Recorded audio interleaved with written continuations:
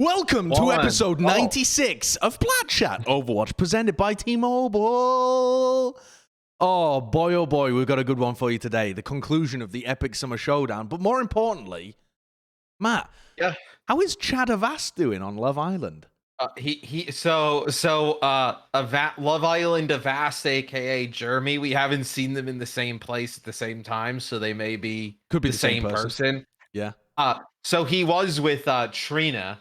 For like the first few episodes, but now they're not together anymore. No, Trina has stolen Cinco from Cache. Cache is grouped up with Isaiah. Are these names? First of all, half those aren't even real names. But now Chad Avast has found a new love with her name is Amy. She's a chef. Okay. And she selected you this week, so you're still on. That makes sense. Yeah, Avast big into feeding. Makes sense. Yeah, two out of the three new girls went home, so you haven't had a chance to be eliminated yet. Although I will say, Chad Avast is very boring on the show. He started out where everybody kind of liked him for his looks, but now they just realize he's basically just a wood plank, a wood plank. Matt, I have a question. Is this Amy? Is this who he's dating? No, I just looked up Love Island Amy. I mean, there's probably been 1,000 Amy's on Love Island. I think she has like a AI. M-E-E. I think that's how. Well, you know what, ladies? This is why I'm not better looking, because then I'd be boring. That's the excuse I got. It's just a 1-for-1 trade. You chose a 1-for-1 trade. You chose pencil neck, big brain version of Avast rather than Chad neck but boring personality. I just wanted to give you an update. You're still in the running. Okay. Excellent. What do you think his chances are? To win money? I think it's 50,000. I think 50,000. I don't think. Yeah, split between the two. So at the end, they typically have a thing where. One person could decide to screw the other over and take all of the money, but that doesn't happen. Right now, I don't think there's a chance you can win unless there's a guy. I think his name is Will. I think his name is Will and Kyra. They seem to be like a rock solid couple. So I think unless you start, making moves and then they kind of get broken up, I think Jeremy's in a tough spot. You need to steal Will. That's what I'm hearing. You need to steal Will away from his partner. And cause all kinds of ruckus. Are you planning something? You're like stroking your mustache like you've got an evil plan. How crazy would it be if Avast was entered in to Love Island and then he was there with Jeremy? People would get them confused. That's my big plan, is I'm going to show up to Love Island. I'm done with Plat Chat. Now I'm only a rom-com episodic show. That's all I'm going to do from now on. Actor. You're saying that it's not real, that it's acting, scripted. I mean, I don't know. Real. Knowing that Chad Avast sounds like he breathes through his mouth at all times, that he might not be acting. I don't know. He might not be acting. I'm not sure. That's a dagger to my heart. Matt believes that all reality TV is absolutely unscripted, 100% real. All of the drama. Why would it be scripted? No, why would it be? Just to make good television? Who would do that? Try and script interactions. Who would watch it? It would be stupid. Yeah, definitely an asterisk on the good television part. Yeah, definitely an asterisk there. That's why the Overwatch thing is scripted, is it not? Because it gets better. Exactly. Everything is scripted, and you can't trust anyone. Wait a second. True. I know who to trust. T-Mobile. They're the ones that you can trust.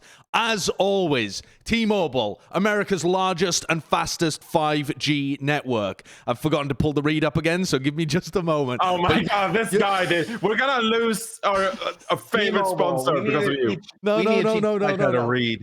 No. Listen, people already know by this point. I've seen people writing it down in the comments. I've seen it all over the place. People know the read. People know T-Mobile. But in case you're new here, let me tell you again. T-Mobile wants to be the best in the world. What? Sorry? Are you daring to interrupt me? Go on. No, thank you. He thinks he can host the Overwatch League desk for a while, and he's interrupting other hosts left, right, and center. Unbelievable.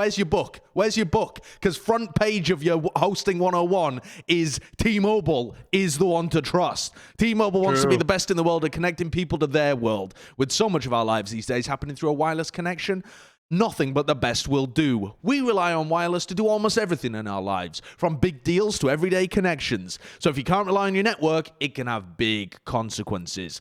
That's why you can't just trust this stuff to anyone. T-Mobile is the largest and fastest 5G network in America. With coverage and speed like this, why wouldn't you go with the best around? Is that in your... I gotta give a shout out as well. Not to Jeremy. Yeah. But to shout out my boy Courage. Courage got his own game fuel. Oh, really? It's Sherbert game fuel. Why are you shouting these people out? They sponsor OTK. Why can't they sponsor us? I like Jack. Jack's my boy. He's got his own flavor of game fuel. Once you get a flavor of game fuel, I mean, I don't even know what. Have you been paid by Game Fuel to slip their name into the episode as many times as possible? What is happening? No, I haven't. But I was trying to be a good friend. Oh, I see. Okay, that makes sense. We actually do have another announcement as well. One that's going to blow your little sweaty minds, people sat at home. If you're in a chair right now, buckle up. Because as we head into the Countdown Cup, there's going to be hero pools reintroduced. And there's been a bunch of speculation about what would be the best hero pools to talk about, that kind of stuff. We're not going to talk about that in this episode. We're going to talk about that on Wednesday at 10 a.m. Because at Wednesday, 10 a.m. Pacific time, we're doing the hero pool draft for the Countdown Cup. Live on Plat Chat. Yeah, you didn't hear that wrong. You didn't hear that wrong. They put the power into our dumb little fingers. Why would they gave do it that? to the people. To the people. Power to the people. Speak to yourself. My fingers are smart and nimble, thin, like E.T. Unlike your sausage fingers, chunky, clumsy. Now, Avast, you've been going through some selection processes on your stream where you like to whittle down the plebs into only the smartest and most worthy of individuals. Do you have any ideas for how we should do hero pools here on the show? Bloodsport is always the best way to do it. No. Let's, so, but the Bloodsport can be digital, and it can be round, and it can also not include blood, and it can also be in a race. So I'm talking about marbles. I'm talking about marbles racing. Okay, yeah. You know what? That sounds like a great idea. Let's do it. Wednesday, 10 a.m. Pacific, marbles races on stream. Verified, sanctioned by the league, and the winner of each marble race will be eliminated from the Countdown Cup. Gets a vacation. No, they get a vacation. They get a vacation. They get a vacay. Yeah, they get a quick vacay. You know, they're gonna go head off to the farm upstate, and then they'll come back later. We'll go through all of the details of how it's going to work and remind you of which heroes are ineligible to be removed and what the criteria was and all of that stuff when it gets to the live show. But all you need to know is you need to tune in to this channel right here at youtube.com/platchat at 10 a.m. Pacific on Wednesday for the live hero Turn your pool. notifications on. Yeah, subscribe. Hit the bell. Hit the like bell. the video. Please trust us with this, because immediately people will just be like, oh my god, I can't believe they're going to do it. They're going to mess it up. No, we got this under control. Sideshow and I have been in charge of anything that hasn't been messed up. Me and Josh have never been a part of anything that's been... They trusted it to a cat, so I think they should trust it to us, you know? We have about the same intelligence, so that's about right. Yeah, we can pull it off about the same as a cat can. All right, let's get into our news for the week. Before we dive into the juice of the Summer Showdown, I wanted to do some of the news recap from what we've seen so far. NYXL being the first one. They let go, said goodbye, whatever the wording was specifically, said goodbye. To Ivy, a player that was supposed to be one of their best players that they had got onto the NYXL this year. Hasn't really seen an extraordinary amount of playtime. I mean, has been played, but it's not like... Ivy hasn't really been the backbone of this New York team by any means. What do you think about this? It feels like it's just another casualty of the New York system. I mean, he was supposed to, like, you looked at him as he was like what the DPS player who kind of had the most Overwatch League experience, like the best like resume. People kind of thought he would actually be played most of the time, and they would try and work some of the new players in. I wonder if it's just like some of those new players were like kind of got acclimated and started to be pretty good pretty quick. Like we've seen Flora play well, we've seen Guangboon, I know, put up good performances while he's in. Same with Feather. So like maybe he just like the spot that he was supposed to have. He just kind of got passed up by everybody else, where it became difficult to play him, especially because you're working on those, young players for the future. It's tough to tell. Where when I was really disappointed though, because Ivy and Hisu were two of my favorite DPS players from last year. I loved them when they were on the Fusion. And then both of their careers this year has been not as great. So I'm disappointed though. I do feel like I have a hard time believing there is not some sort of system failure in there, because obviously it's a retirement too. They're not just letting him go. Ivy is retiring from Overwatch League and retiring from Overwatch. And Ivy said like, oh, he's been dealing with like a lot of personal issues and stuff like that. So he wants to retire. But there could be a lot of reasons for that, right? There could be like a systematic failure behind the scenes. It could be because how like they were doing their rotations with players in scrims and in matches and such. Because Ivy has played some for New York in the APAC region, and he hasn't looked nearly as good as when he was playing last year with Fusion, right? And a part of that, I mean, he's played May, and May is still a very team-based hero, honestly. I think a lot of people seem to forget that, because when we talk about May players a lot, we're like, well, their blizzards are bad. Well, it's like, well, there's a lot of setup that goes into a blizzard, right? You don't just throw it out there, aside from like making sure the diva can't eat it.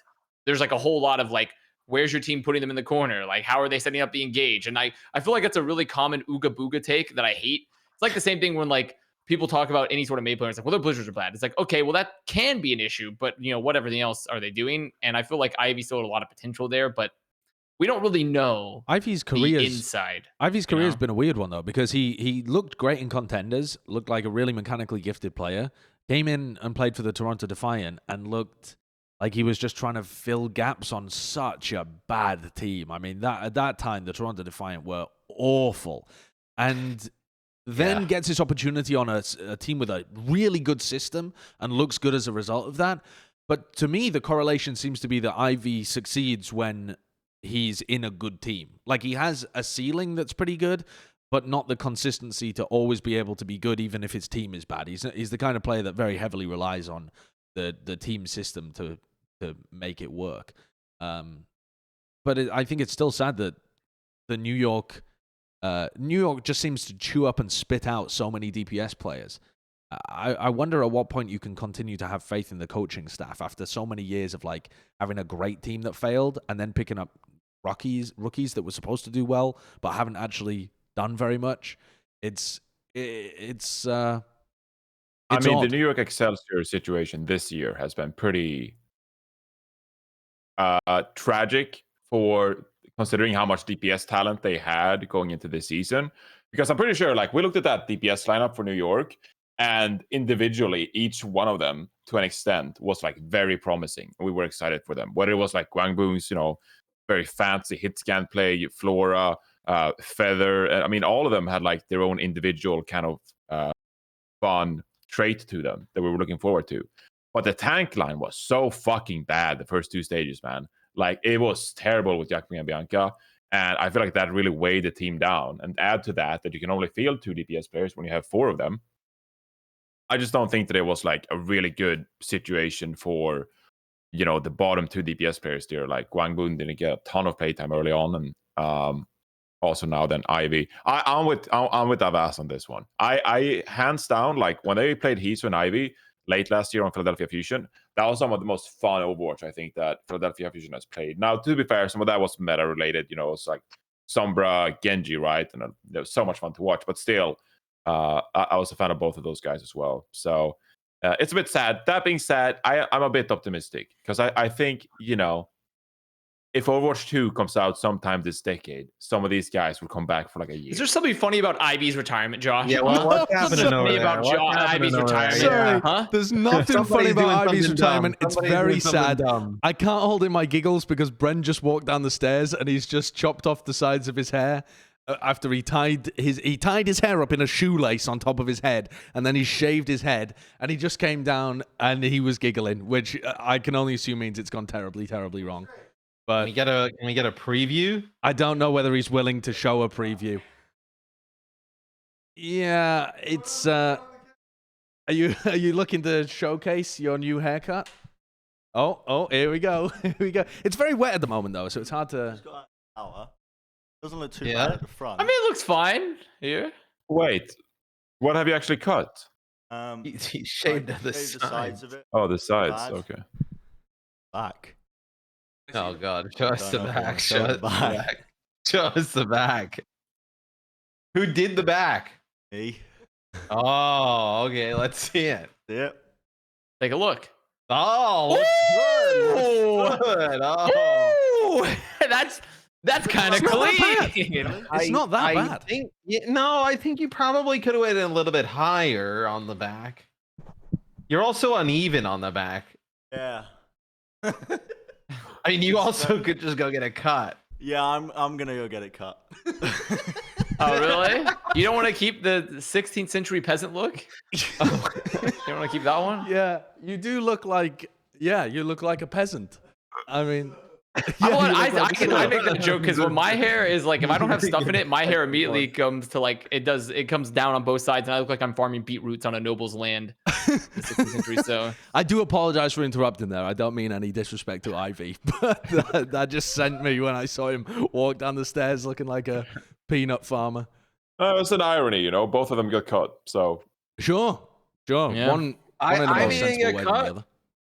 No, Ivy. Well, I mean, we're saying that Ivy retired. I assume that he did retire, Yeah. considering the New York situation. But Stop slandering my Yeah. man Ivy, Johnny. You got cut from the Sweden team. Nobody was laughing about that. don't disrespect Jonathan. Jonathan has Avast recently. got cut by Boston. Nobody was laughing then. technically, people were laughing. Okay, yeah, we probably did. We probably laughed a little bit. But like, yeah, no, I mean, Don't. why did you go for the throat, Whoa, dude? whoa. Like, you I were wanna going defend at my Jonathan. boy Ivy. You were going at my boy. I want to defend your Jonathan. boy He's, Ivy. my main man. Jonathan's been better as an analyst than he was as a player, and recently there has been That's true. no clearer showcase of this than on a little Twitter clip he posted about his off-season remarks on the Spark. Did you all see this? The Hangzhou Spark yeah. changed their coaching staff again here, and the response from Jonathan was fantastic. It was like Nostradamus in the off-season. You were putting forth the worst-case scenario for the Spark, and I think we're living it. I don't know whether you can find the tweet, but I mean, it wouldn't have subtitles anyway. But Jonathan, can you recap what your points were from the off-season about this team? I mean, okay, you say that it was like Nostradamus, but I think, you know, looking back, because I went back and looked at all the power rankings in the community too. Okay, this is not it, but this works too. Yeah, this is it. You love to see it. But actually, I went back and looked at the power rankings, and it seems like the community was pretty much in agreement, and everyone else was just like, this Hangzhou Spark team is going to be a clusterfuck this year, and it turned out to be just that. So in the video, I was essentially just like, yeah, they're going to start off with 12 players. They don't have a set roster. They're going to rotate between like Takoyaki and Gushui. They got DPS players from Korea, like Sumin Su is going to be in there. Shai is going to be in there. It's going to be all over the place. They're going to fire their coaches. And I mean, 2 weeks in, they got rid of Pai John. Adante got head coach. They got rid of Adante.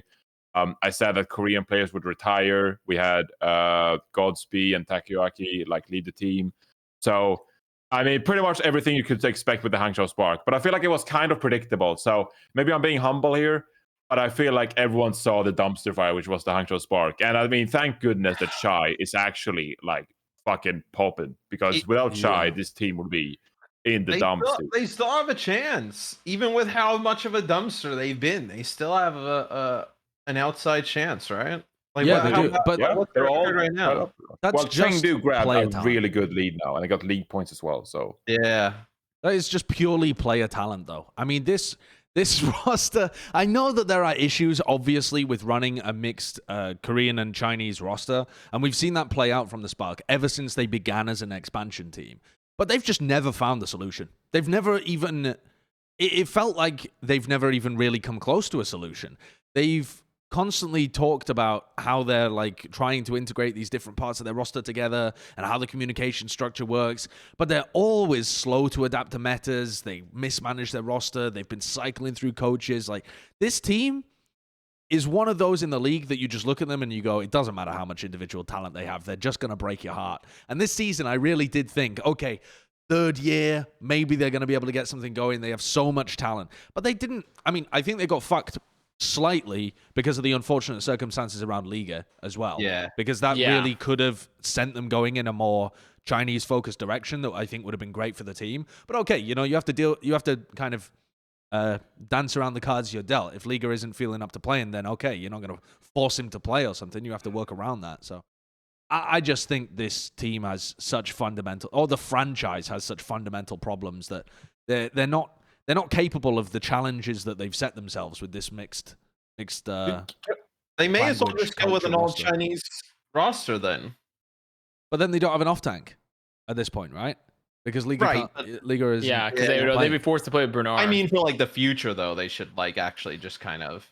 Sure. I mean, yeah, there's enough Chinese talent in the league now. I want them to run a Chinese backline even now at this point. And Yes. okay, this Put Coldest out there. Yeah. Put Coldest out and Mika there. as well. Like from what I've seen, the backline is so out of sync with the front line. I know that the APAC casters have been bigging up MCD a lot for its Zen play and that kind of thing, but there aren't that many people really playing Zen. There are a lot of great Zens in the league. If MCD was playing alongside every other top level Zen, I don't think MCD would be standing out that much. And you're like, they're so out of sync, that backline and the front line.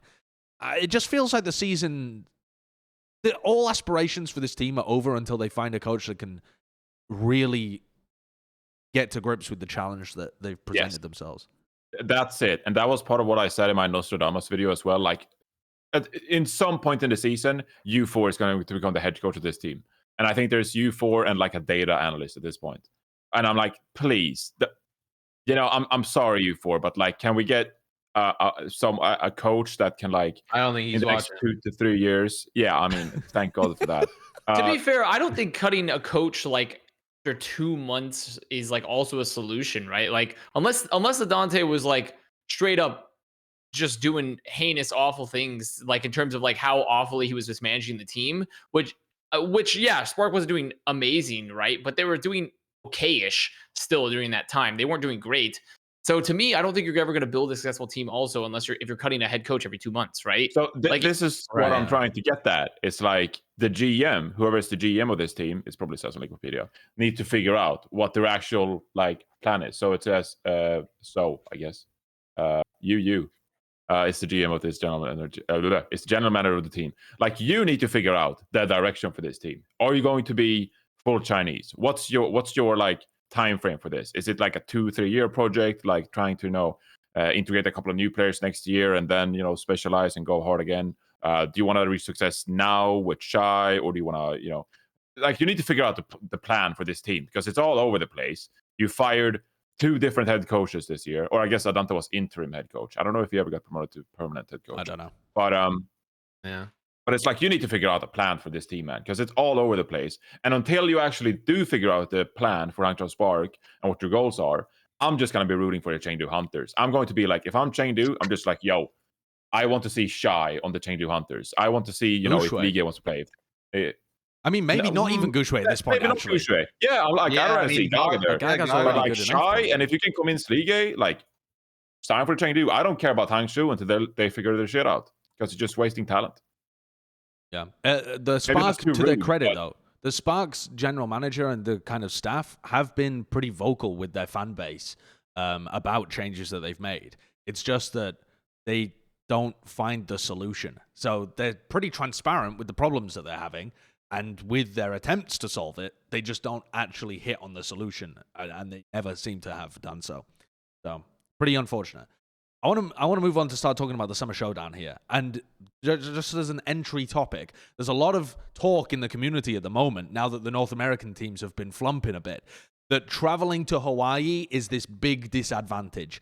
And I want to ask here, as the format of the league, we've been praising it all season. It's been good, but every format has its weaknesses as well. You can't create the perfect system all the time, especially within COVID. So this idea of the NA teams having a disadvantage when they travel to Hawaii, is it just pure copium, or is it a valid criticism right now? Where do you fall on this? Hawk's been putting out a bunch of like sad boy tweets about the topic, as the Atlanta Reign felt that they were at a significant disadvantage, partly because there was like some flight problems too. But what's the thought process here?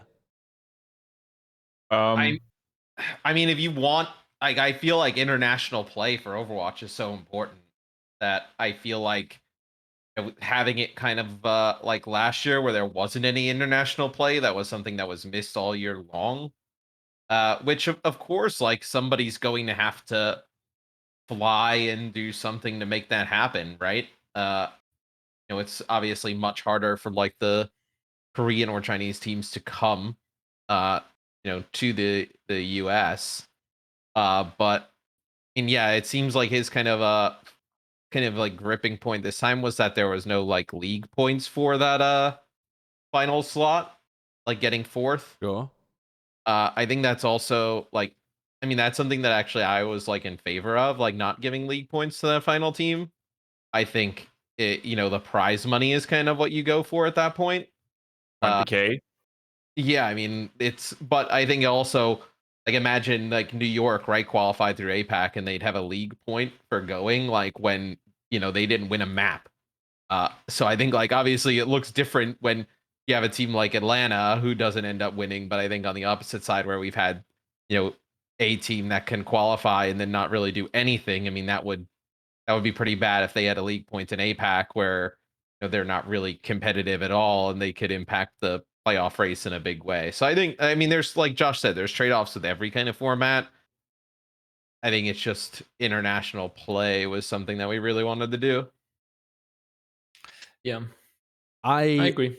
I think this is hard NA copium. I think this is outrageously hard NA copium because to me if you have like a situation like Dallas or Atlanta flying to Hawaii, they were extraordinarily successful last time, and the last two times when the North American teams went, they were more successful than the APAC teams. So clearly, travel is not making the difference, right? This isn't a constant correlation that we have where we can start to dig into it further. The biggest difference was that they were behind the meta. And it doesn't matter whether you have an extra, 2 days to be able to scrim or something like that. Who are you even scrimming against? What, you're going to scrim against the other ball teams and figure it out immediately? I think that's nonsense to assume that like 2 days of scrims are going to be able to turn you from being a team that never plays ball into one that is going to be able to win the tournament. Plus, to me, the tweets from Hawk that you just pulled up are like a serious loser's mentality where you're looking at things in terms of, what was the point in even trying? The point of trying is that you had a chance to win. You don't turn up for the one league point that you would have got. You turn up to try and win the stage title. You turn up to play against the best in the world. It's like hindsight analysis to go away from it in fourth saying, there should have been more rewards for fourth. You could have got third, you could have got second, you could have got first. You don't know until you turn up. Like the North American teams, when they went, they thought they were ahead of the meta. You heard like Yiska talking about it, where he was saying he was talking to coaches, and they thought the APAC teams were, I don't know why they thought this, by the way, but they thought the APAC teams were behind the meta instead of in front of it. So of course, it's funny because we said go on. Like when would Atlanta? A format is only bad if a team would not choose to fly out. If they were like, well, why would we even bother? We're going to come in fourth anyway. It's just a waste of our time. Like the game against the Glads is pointless. The game against the Glads it has point and purpose because it qualifies you to get more points in the future, potentially. Like, you don't need to be rewarded for every step of it. That's like saying Atlanta's defeat over the Shock in, 2019 was pointless because they didn't get rewarded for it. Yeah, you won over them. You were further in the bracket. You had an advantage to maybe go further. Like, you lost later on down the line. You don't get rewarded for every single step of the process. That's just a regular season thing. I think it's madness, his take on that. If I was the coach of Atlanta, I'd be telling him to get his fucking head back in the game. Yes. So this is a nuanced discussion. And I disagree with you, not fully, but to an extent. I disagree with you in that I think the flight problems, I don't know exactly what the details were, but the fact that Atlanta Reign didn't arrive in Hawaii for their scheduled time and instead there were delays. I don't know how long those delays were. One day, I believe. 1 day. So they arrived 1 day later. Yeah. I think that's unfortunate. And I think that definitely impacts their performance. Whether, they would, of course, I still think they would have lost to Shanghai. I still think they would have lost to Dallas. I don't think that 1 day of practice is going to make a huge difference. I do think it has a mental effect on you not arriving on time and you being stressed about your preparation and you feeling exhausted. It's like, hey, we went to the airport. Like, fuck, we got to chill here now for a day. And like, everything's just, it definitely has an impact, I feel like. I don't think I agree with you that one practice day wasn't going to make a difference in terms of the end result. But I do believe that that one day had an impact on how they presented themselves, their attitude going into that match, and just like their overall mentality. Now, that's unfortunate. First of all, that's unfortunate. We can't do anything to change that. Like the league can't just like, hey, like we'll talk to American Airlines. We're going to get it fixed. Exactly. Like that's not happening. Dude. And I also believe that all part of that is their responsibility, of course, as you mentioned. Part of the responsibility on Atlanta Reign to still come into that first matchup, be like, yo, we didn't get a ton of practice. We're going to be underprepared. But like, let's leave it all out there and just fucking go. Like Florida did with Checkmate, that first match against Dallas Fuel. Whether you and I don't care what your opinion is on Checkmate playing main tank, but they came in there fucking fired up and just had fun with it and just went all out. And that does make a genuine difference. So I don't think it's full NA copium. I do think that it has an impact, especially when you are behind on the meta, because then you actually need that time to prepare. So I do think it has an impact. I don't in normal circumstances like Dallas Fuel. I'm sorry. I don't think it has that big of a difference that you can actually make a complaint about it. But for Atlanta Reign, I think it was unfortunate they arrived a day late. Hopefully it doesn't happen again. Nothing anyone can do about it. That's just how it is. So did you see Young's interview with Yiska? Young is the assistant coach of the Dallas Fuel. I think it was him, actually. It could have been Rush, but I think it was Young. And he was saying that Yiska asked him, the headline. Yeah, Yiska asked him, do you think you have enough time after the first match where they lost to Chengdu? Do you think you have enough time to be able to get back in it for the games against Eastern teams? And Young said, I'm paraphrasing here, but he basically said, I think we're making a lot of mistakes right now, and it might take us a week, 2 weeks, 3 weeks to be able to fix our mistakes. I don't think we're going to be able to turn it around in that short space of time. And I feel like that's the kind of, like when you're that far gone, you're not going to be able to immediately shift things. And like those focusing on the elements you can't control is only going to lead to you not focusing on the elements that you can control. And if you focus on stuff like your flight problems or the fact that you have to travel, or Hawk also talking about the 16 match season, meaning that some teams got slightly easier strength of schedule over the course of the entire year. That also applies if you played the Mayhem at the beginning of the year or the Mayhem at the end of the year. There's luck involved in every season schedule. If you focus on the shit you can't control, you're putting too much attention in that and not the stuff you can control, which is what I don't know if it's as much focusing on it as much as like making a point, going into next season, because I actually agree with him to an extent about the league point versus Gladiators.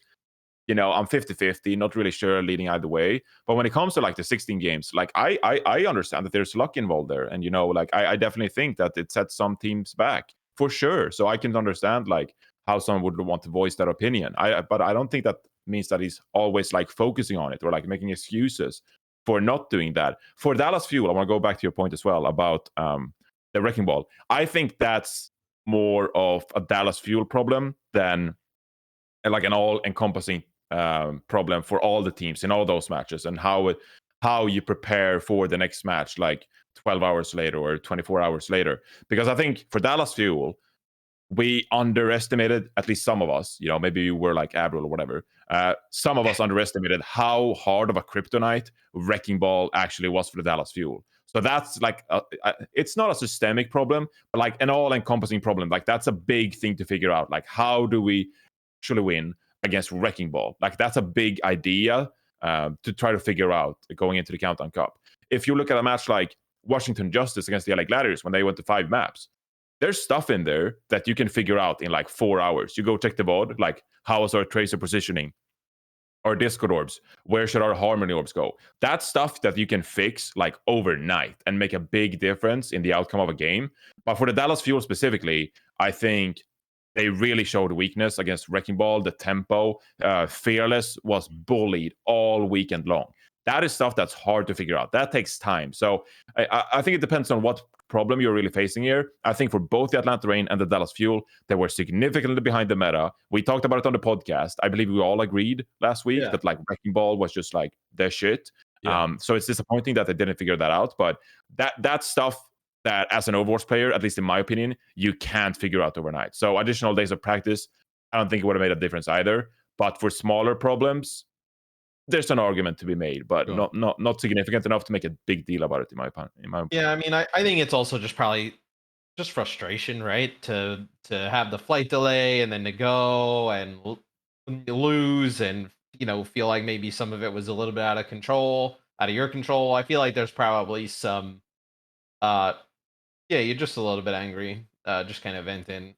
I think, but I agree with Sideshow. You need to get that, like, you need to get your head straight when it comes to that stuff. Like, I think, recognize the problems, but like, okay, go next. I think with the 16 games, like I think Josh said, I was like, there was you look at like seasons past, right, with teams that were good at the beginning and then kind of not good late.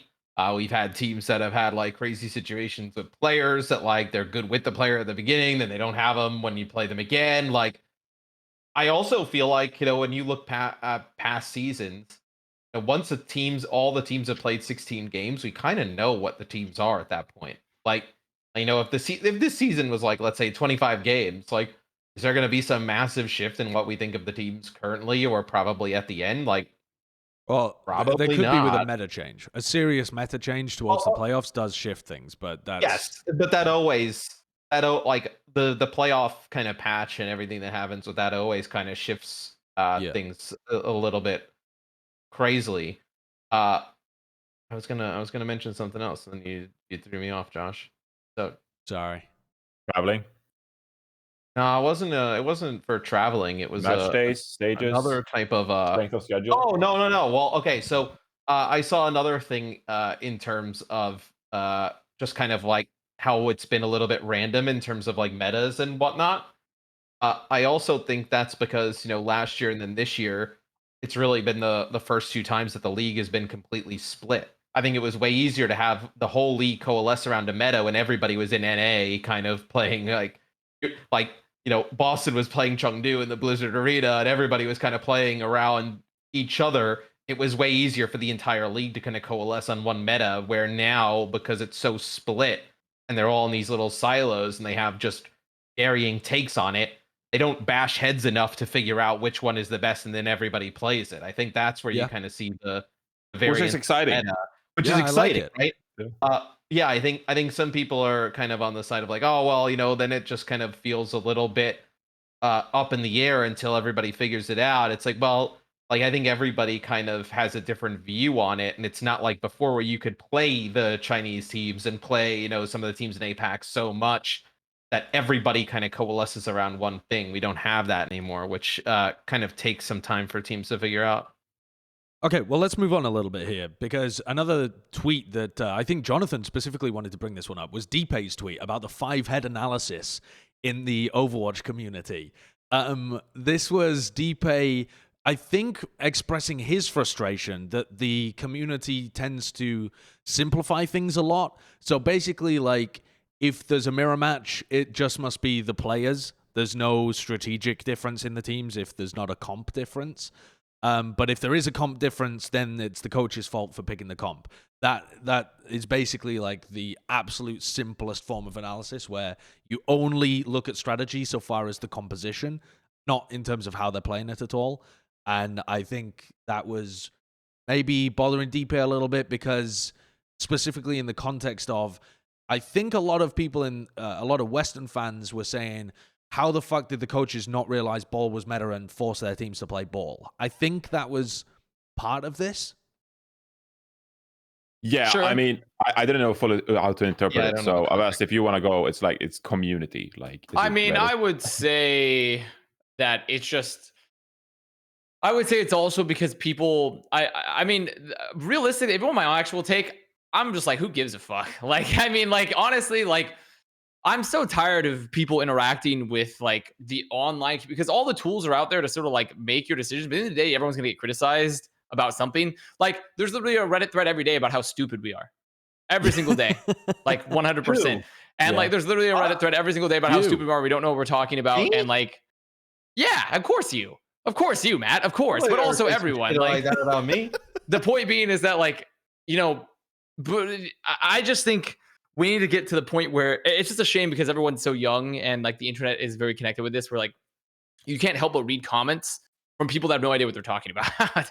And like, it's just like, And so personally, that's my first thought there. Was this But- the not justification, but rationale behind your tweet where you said something like, everyone needs to stop taking everything so personally? Yeah, Yes. yeah. Because you need to stop taking everything so personally. Because who the fuck cares what they have to say? At the end of the day, like, who cares? Like, Well, no community is like extremely educated, like as the pros. like go look Like, to the that's all I sports think. Reddits Yeah, and stuff. I was They're just gonna calling for say. people's heads. So like Yeah, whenever I'm someone sure- loses. I'm sure basketball is way more complicated than, Kevin Durant missing 10 shots. But then when the game's over, all anybody fucking cares about is that, right? I'm sure there's like sequences of plays and Do you like that picture?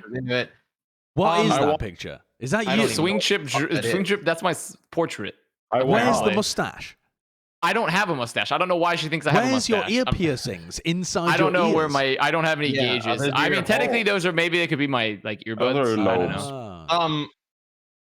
I kind of get it, I think, from Dpei's point of view, though, because you're putting in all this work. Obviously, you see so much more behind it, but then people only kind of see the front value, like face value of it. But I mean, that's kind of where a lot of esports communities are. There aren't that many esports communities that, really, I think a lot of them understand, like, or even honestly, even care to understand at that level.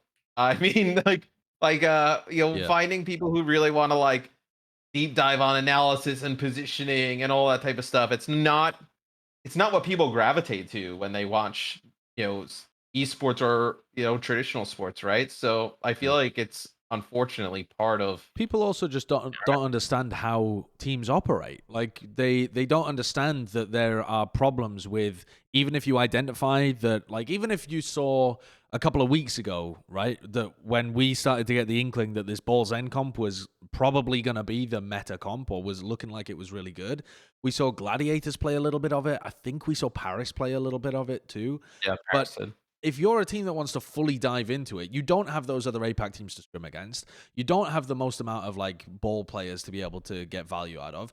Your players are not the ones watching the VODs as well. So you're trying to like kind of impart on them the way to play. It's not something that they came up with, so they haven't got like an intuitive feel for how it should all work. There's a lot more that goes into it than just pick the 6 heroes.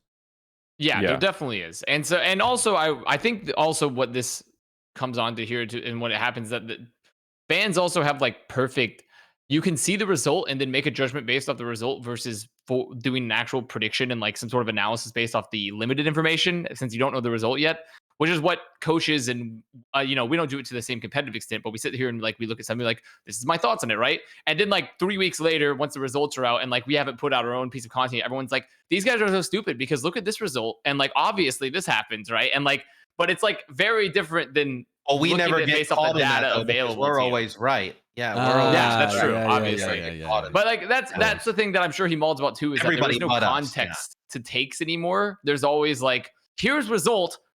This is the result this way. So I think this way, without actually any like thought that went into this beforehand, right? It's like very much result driven narrative versus like an actual narrative. Like, for example, this is one people have been getting me about, but like I don't really care because once again, but like I just think it's funny to like see my thought process when we talk about the Leave versus Pelican MVP things, right? Everyone's like, Leave did so amazing in Hawaii, obviously MVP, right?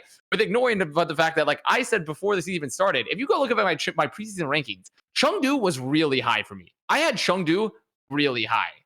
Like honestly, if you go look at my preseason rankings, I had Atlanta pretty low.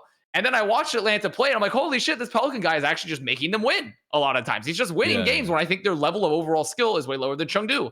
Thus, my discussion would be, I think Pelican's really amazing because he's taking a team that I think is overall lower in skill and bringing them way up versus Leave, who I know is great, on a team that I think is already very high in skill, and they're doing well, right? Like, but there's no context here, right? We're just looking at results and being like, oh, he's stupid. He's saying Pelican instead of Leave, right? Without actually understanding like why the reason for this is.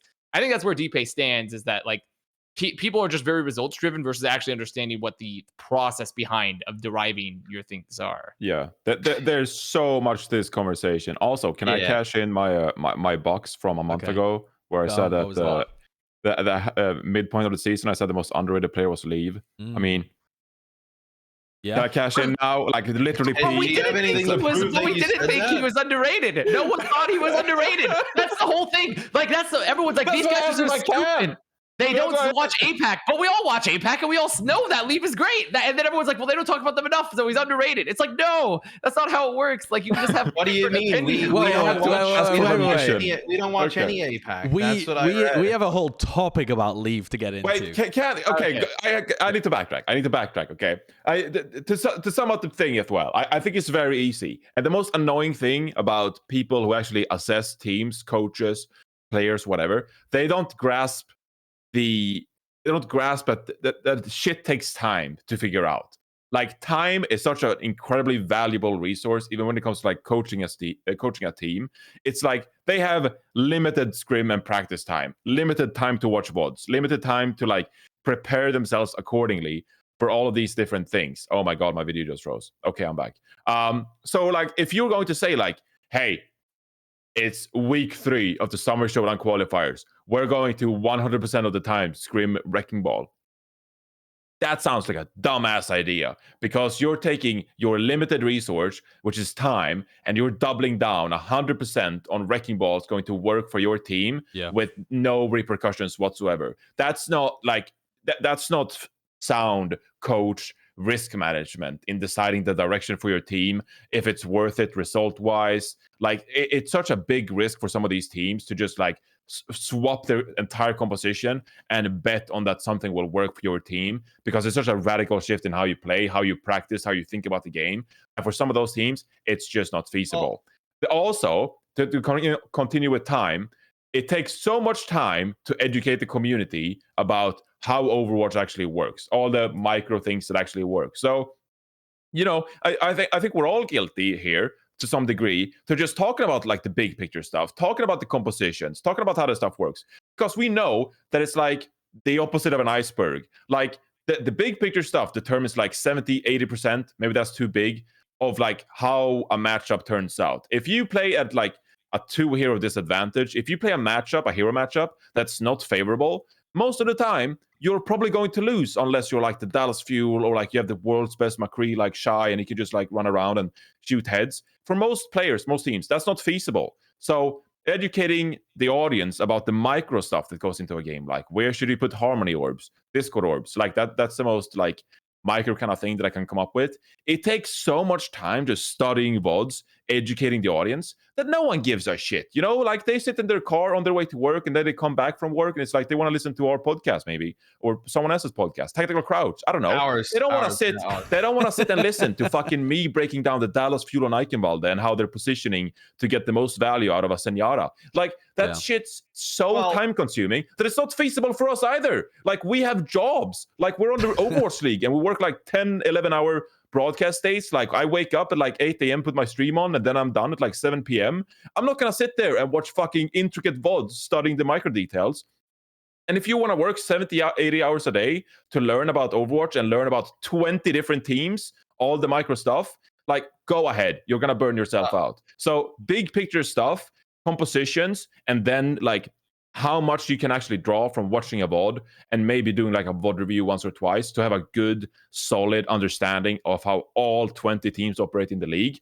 That's going to do you good. But at some point, you run out of time, you run out of energy. So if you want to be an analyst for this league, if you want to be someone with opinions, you have to learn how to use your time the best way possible to get the best takes possible, and how to get the best understanding of teams. But understanding everything that goes into a team, it's just not possible, because time is such a limited resource to all this. You just talk about how time is so limited. You just spent like 45 minutes talking about time. I mean, come on now. It was worth it. Time is such It a was limited worth the resource. calculation. Time is such a limited resource. Time is a limited resource here. It was worth it. I mean, this is ridiculous. Okay. Also, go on. There's some dive-head analysis that goes on, because people just want to fucking see their team win. What the fuck is this? Because I don't know what the hell. He's putting the knowledge into him. Look, he's scooping the knowledge up and putting it into his brain. Sure. Is that what this is? This is me when I watch Reddit's favorite coach VOD There's review. also I assume it's frustrating to be a fan of a team who never seems to get it right. Like, there's so many teams in the league who like Shanghai like always seems on it. Dallas right now always does. The Shock are always kind of up there and around. There's so many teams though who are never even close. I imagine I would get super angry and have some 5-head community analysis if I was a fan of them and be like, why can't we get anything right? Yeah, I mean, some of it is unknowable. Like when we're talking about the Spark, some of it is just unknowable. It's like there's stuff 5 to do with how teams the who team have never played in a final. Yeah. Whether it be a playoff final, a stage final, Who are they? Tournament final. It's Atlanta, Toronto, Washington, the Gladiators, and the Outlaws. And those are some fan bases who are pretty vocal, right? Like apart from Toronto, those are all good teams this year as well. Right. Yeah, they should have a chance this year. I think if the fans are like frustrated, they just want to see that their teams finally get there. Yeah. I want to move on a little bit here and talk about I want to move on to the Shanghai Dragons. I want to actually start talking about the Summer Showdown.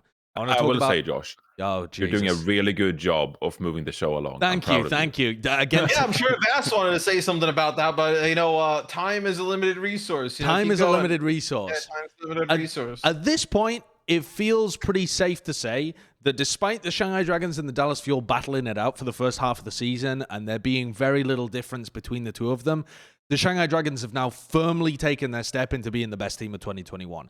Is there any disagreement here that this is now the Dragons as the best team of 2021? I don't think there's. Yeah, I don't. I was on a knife's edge until the Chengdu match. When they pulled out the comp that I think, because remember how I hypothesized, we should get into it more, but essentially, yes, I do think Dragons are now the best team of 2020. I like this tangent. Where are you going with this tangent? Okay, so the tangent here, so remember how I said going into Hawaii, I was like, yeah, I think Dragons are the best team here. I think Apex ahead of the meta, but I truly believe this ball comp is beatable. Okay. I truly believe there are ways this ball comp is beatable, and I think if there's teams to do it, it's going to be like Atlanta and Fuel. Neither one of those teams figured it out. You know who did figure it out? Who's selling the drugs and also who's fucking giving the cure to the drug? No, fuck Chengdu. No, Shanghai. Shanghai's playing ball. And then versus Chengdu, they started playing this comp. It was the Reaper, Sombra, Winston, Diva, Lucio on a comp.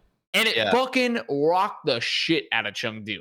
And the thing is, that's not even that crazy of a comp. It's just everyone else was so focused on other things and we're playing like the rush comps or we're worried about the ball comps. And that is literally the perfect thing to own how Chengdu was playing because you can destroy the tanks, you can zone leave and also Jinbu, and you have an Ana Lucio to like constantly make sure you're getting nanos for your engages. And like, sure, they want to set up the engage, but you're just taking the fights first.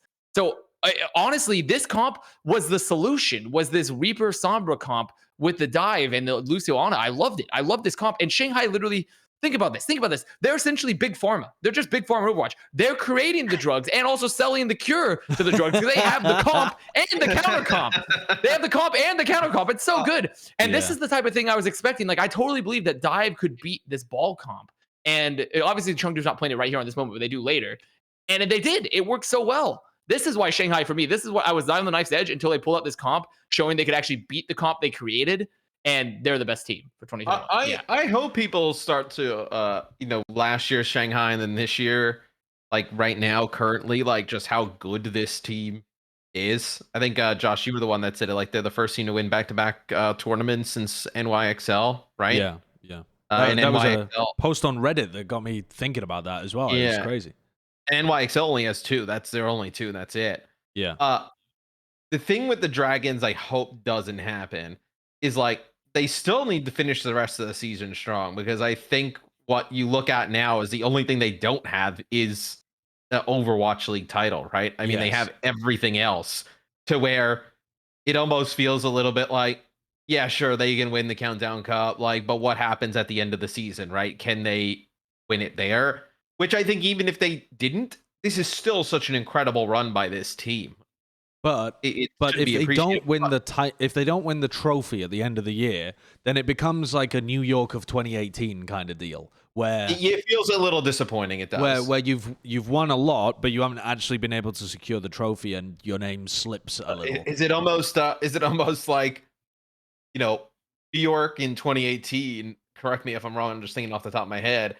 I don't think they were in the tournament finals for every single tournament, were they? Yeah, I think they were. The first actually. three. Yeah, they were. No, yeah, they were actually. Yeah, three? first four. No, they were. Yeah, Oh, They four. lost they definitely to- were. Oh, okay. They were against would London, They and then lost they to were against London Valiant. first one. They won stage 2 and 3, and they lost to Valiant in the fourth So one. it Right? would literally be like the same type of scenario where Shanghai, let's say for argument's sake, they make the Countdown Cup final. They could be in the finals of every single tournament throughout the year. So I mean, you if could- history repeats itself, they'll lose to Valiant in stage 4. You could also argue that Shanghai had that kind of year last year. It's just that the regions were divided, where Shanghai looked great all throughout the year, but then they flopped when they got to the playoffs. The thing is, this year, it feels... I mean, we never know what patch is going to hit for the playoffs. Normally, historically, it has fucked the league. It has just put things on its ass. We had 2018, it completely flipped the meta. 2019, it utterly flipped the meta. 2020, we had Hog main tank. So the theme so far has been whatever the playoff patch is, just you have to be a god tier team to be able to adapt to the huge change in the game. But it looks like the Dragons have it. I mean, they have got to be your favorites for this season at this point. Yeah. I mean, also, we're not doing hero pools, right? For No. Not for postseason playoffs, playoffs. So no, there's not even no. a hero pool like meta to deal with. And so We're just talking but about I a guess that patch. there still could be a patch. Yeah, there still could be a patch theoretically. But Yeah. so that is off the table. For me, I've loved this Shanghai Dragons team and thought that they were potentially the best team in the world since very early 2020. Now, that didn't actually end up playing out throughout the 2020 season. I feel like I would have loved to see some Hawaii kind of situations last year where they could have battled against the Shock so that it wasn't just a theoretical argument all year long. But this team has been doing immaculate shit in terms of how they position themselves and their timing. Something that I love that they do when they play the ball comp that I haven't really seen that level of coordination from anyone else, including the Hunters, is that they scatter like cockroaches perfectly. As they come through a choke point and you want to try and hunt one of them down, they just flee to all corners of the earth. And then they're all positioned everywhere, ready to collapse on you afterwards. And trying to pin one of them down is impossible. You've got Fleda zipping through to your backline. You've got Fate flying through on ball. And they go in such completely different directions, but then they occupy these like important areas of the map. Their understanding of positional Overwatch is second to none, I think. They really are elite when it comes to that stuff.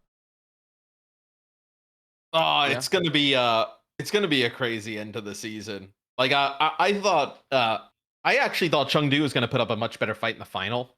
I think the final got a little bit one-sided. I thought really you kind of saw where Shanghai was actually making adjustments after their first game.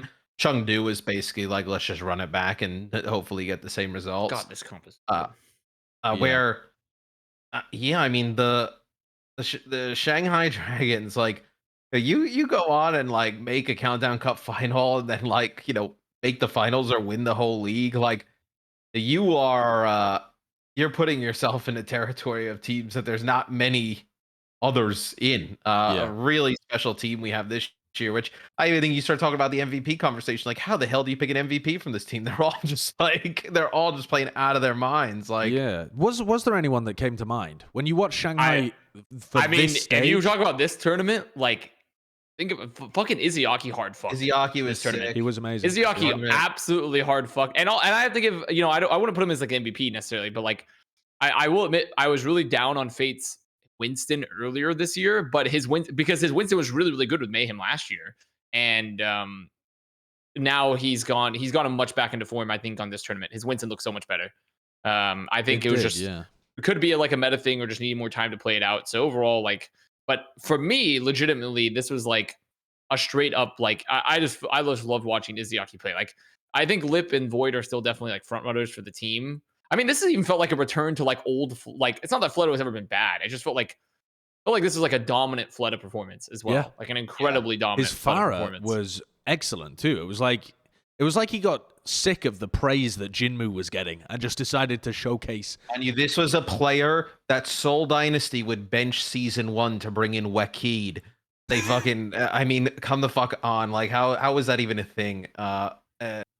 If He's so good, Fleta. Look I mean, how good the backline of the Dragons is there. They're They're not running Moira Lucio. Their flex support player, Izayaki, is under pressure from the Hunters. Like, in theory, Anna should be a weak spot for the Dragons comp there. To be fair, that was a stagger, though. Sure, that was a stagger, but it didn't feel when you were watching the match like they could get onto Izayaki very often.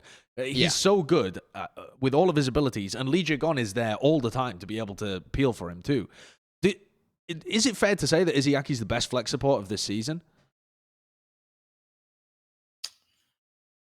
Who else is it? Because the other people that I would have up are, Alarm, obviously, for name factor. Alarm has still been performing excellently, but I don't think I would put him on the same level. He just hasn't been able to show that skill ceiling with how the Philly have been performing in the second half of the season, or like June Joust and this one. And then who else? Fielder you'd have up there, but I think Izayaki overtakes him at this point. And Violet. I think you're right. Violet, but I think Violet's had his own problems. I mean, if anything, I would have put Twilight over Violet for the shock. So like, I wouldn't put Violet currently. I mean, I would think, it's so late in the season, but god damn, does Monk fuck as well. Like, god damn, does that guy fuck. Dude, he's a Chad. He's at the front line. Really just throwing the games away. Sideshow. He is literally frontlining on the He's actually so my spirit crazy animal. good. That's how I want to but play I will Zen. say Izayaki probably is looking like the most overall well-rounded flex support. I think you could make arguments maybe for putting like Shu up there even. He's been good. But Izayaki just wins. I mean, like Izayaki, but also once again we get into like, okay, well, is this just the best player? Is this a player on like the best team? But legitimately, Izayaki's been incredible now for multiple seasons. So it's like not even it's not some sort of like some sort of like goggles coming on like, oh, best team. Like his impact is evident. His impact is always evident. Yeah, he was a little underrated last season, I think, even. But this season, I don't think you could really argue that. He's absolutely in the conversation. Yep. All right, I wanted to talk about the big picture here for the Shanghai Dragons too, which is a little bit what you're alluding to, Matt, about the amount of titles that they've been able to get. Because to me, they're now trying genuinely to go up against the Shock as the greatest of all time franchise. Like, the Shock obviously have those 2 championships, which is very difficult to try and overtake. But my question to you all is, Shanghai now have 5 titles, which is the same amount as the San Francisco Shock. The Shock, though, have those 2 championships, and it seems unlikely that the Shock are in a position to be able to win the Countdown Cup this time around, or the tournament, the championship at the end of this year, although that could happen. If the Shanghai Dragons wins the Countdown Cup and then the trophy at the end of this year, is it a debate at that point? Do we start to have the questions about whether it's Shanghai or Shock? You need a championship, in my opinion. I don't even think they need to win the Countdown Cup. They just need to win the whole thing. Yeah.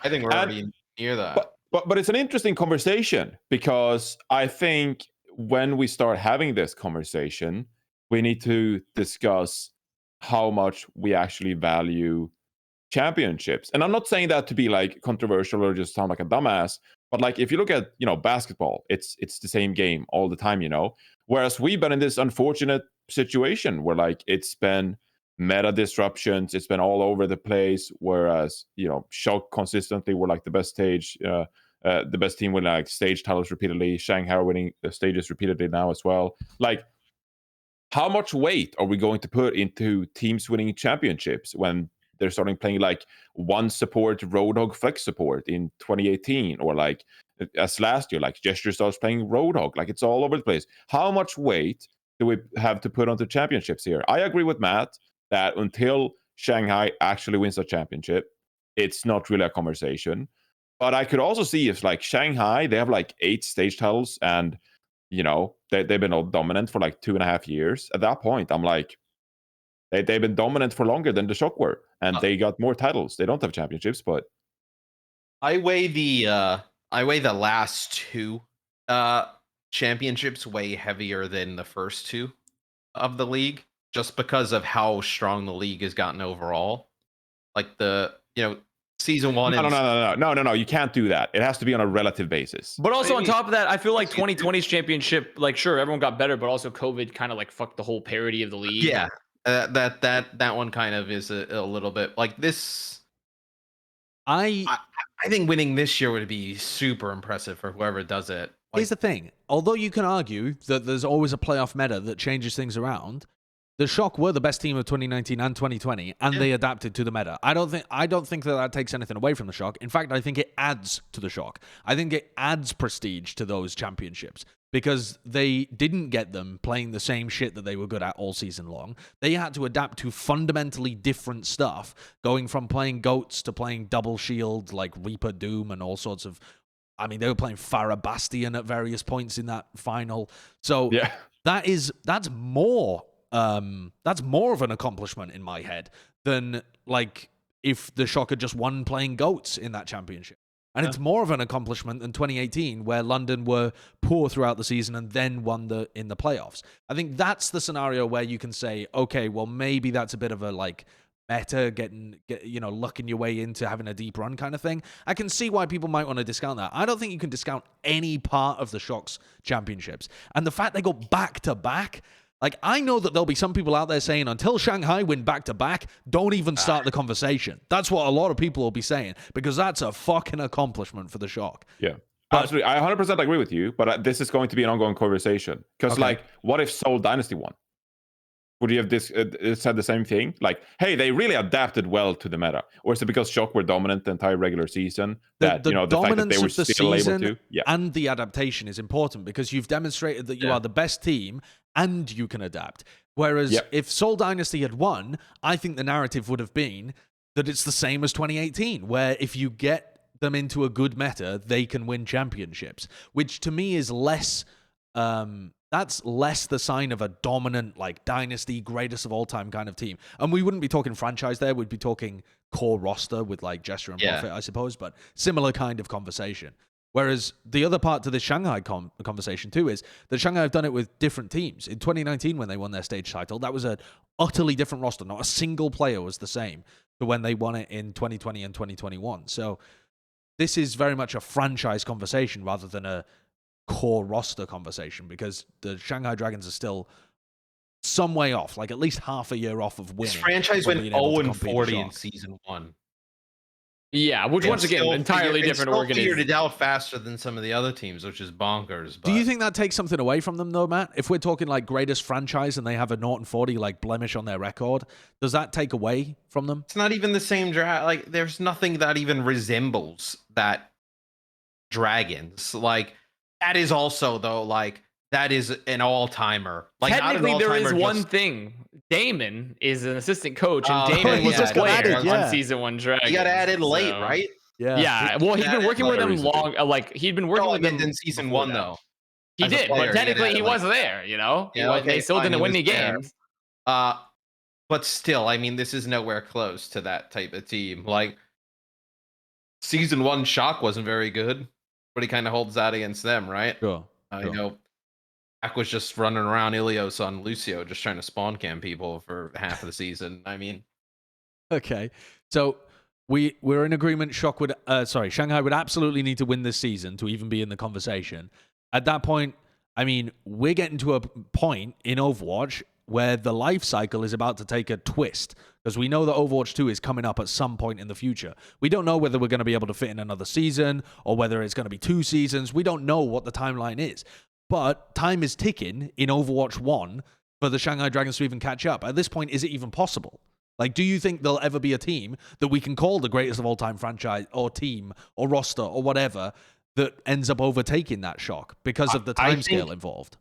I think you can make... I think the argument is kind of like, who was like the best Overwatch League team for the first, or franchise, I guess, for the first X amount of seasons. I think if they make a Countdown Cup final and then like win the league, I think there's a real argument you can probably make with them for the Shock over the last, few years, right?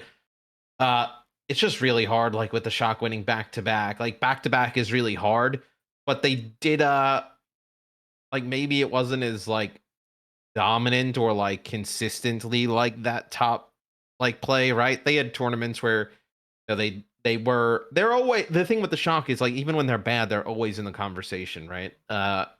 It's a big argument, I think, if Shanghai is able to win this at the end. I think because Shanghai, like, to sort of wrap up this topic, I think because Shanghai doesn't have the championship title, and they won. Was it? They won 3 stages in 2020, right? They didn't win the summer show. Yes. No, wait. They There didn't win. were only 3 stages, right, in 2020? Yes, there were only 3 Melee, stages. Summer Showdown, Counter Yeah, Cup. they won 2. They won 2 because Guangzhou won 1. Yeah. I think it's harder for Shanghai to try and like shoehorn in a title in terms of stage titles. Do you know what I mean? Like compensate for a lack of championship with additional stage titles, because those happened when the regions were split. Sure. The Shock have already proven they won the championship twice, back to back. So I think, the fact that they won theirs during the region split, I think that's like, it doesn't weigh as hard as for Shanghai trying to like prove that they're the GO team, and some of their titles are from the regions being split and not playing and not defeating the Shock in the first place. Yep. So it's an uphill battle for sense. Shanghai. Yep. Agreed there. Let's move on a little bit to talking about the Dallas Fuel. The Dallas Fuel are having a downward trajectory right now. It's undeniable. I'm not saying that they're plummeting by any means, but they are on a downward trajectory. They won the May Melee, they make the finals of the June Joust, and then they go out in third. It's literally 1 place less every single tournament so far.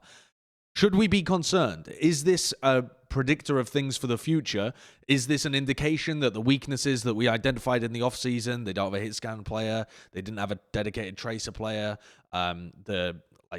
Yielder hasn't really played Zenyatta, these kind of things. Fearless doesn't play Orisa. There are holes in this roster, and people identified them in the offseason, and it's part of the reason that nobody had them as that number 1 team. But are these signs that we should be paying attention to in the future, or can they just bounce back very quickly?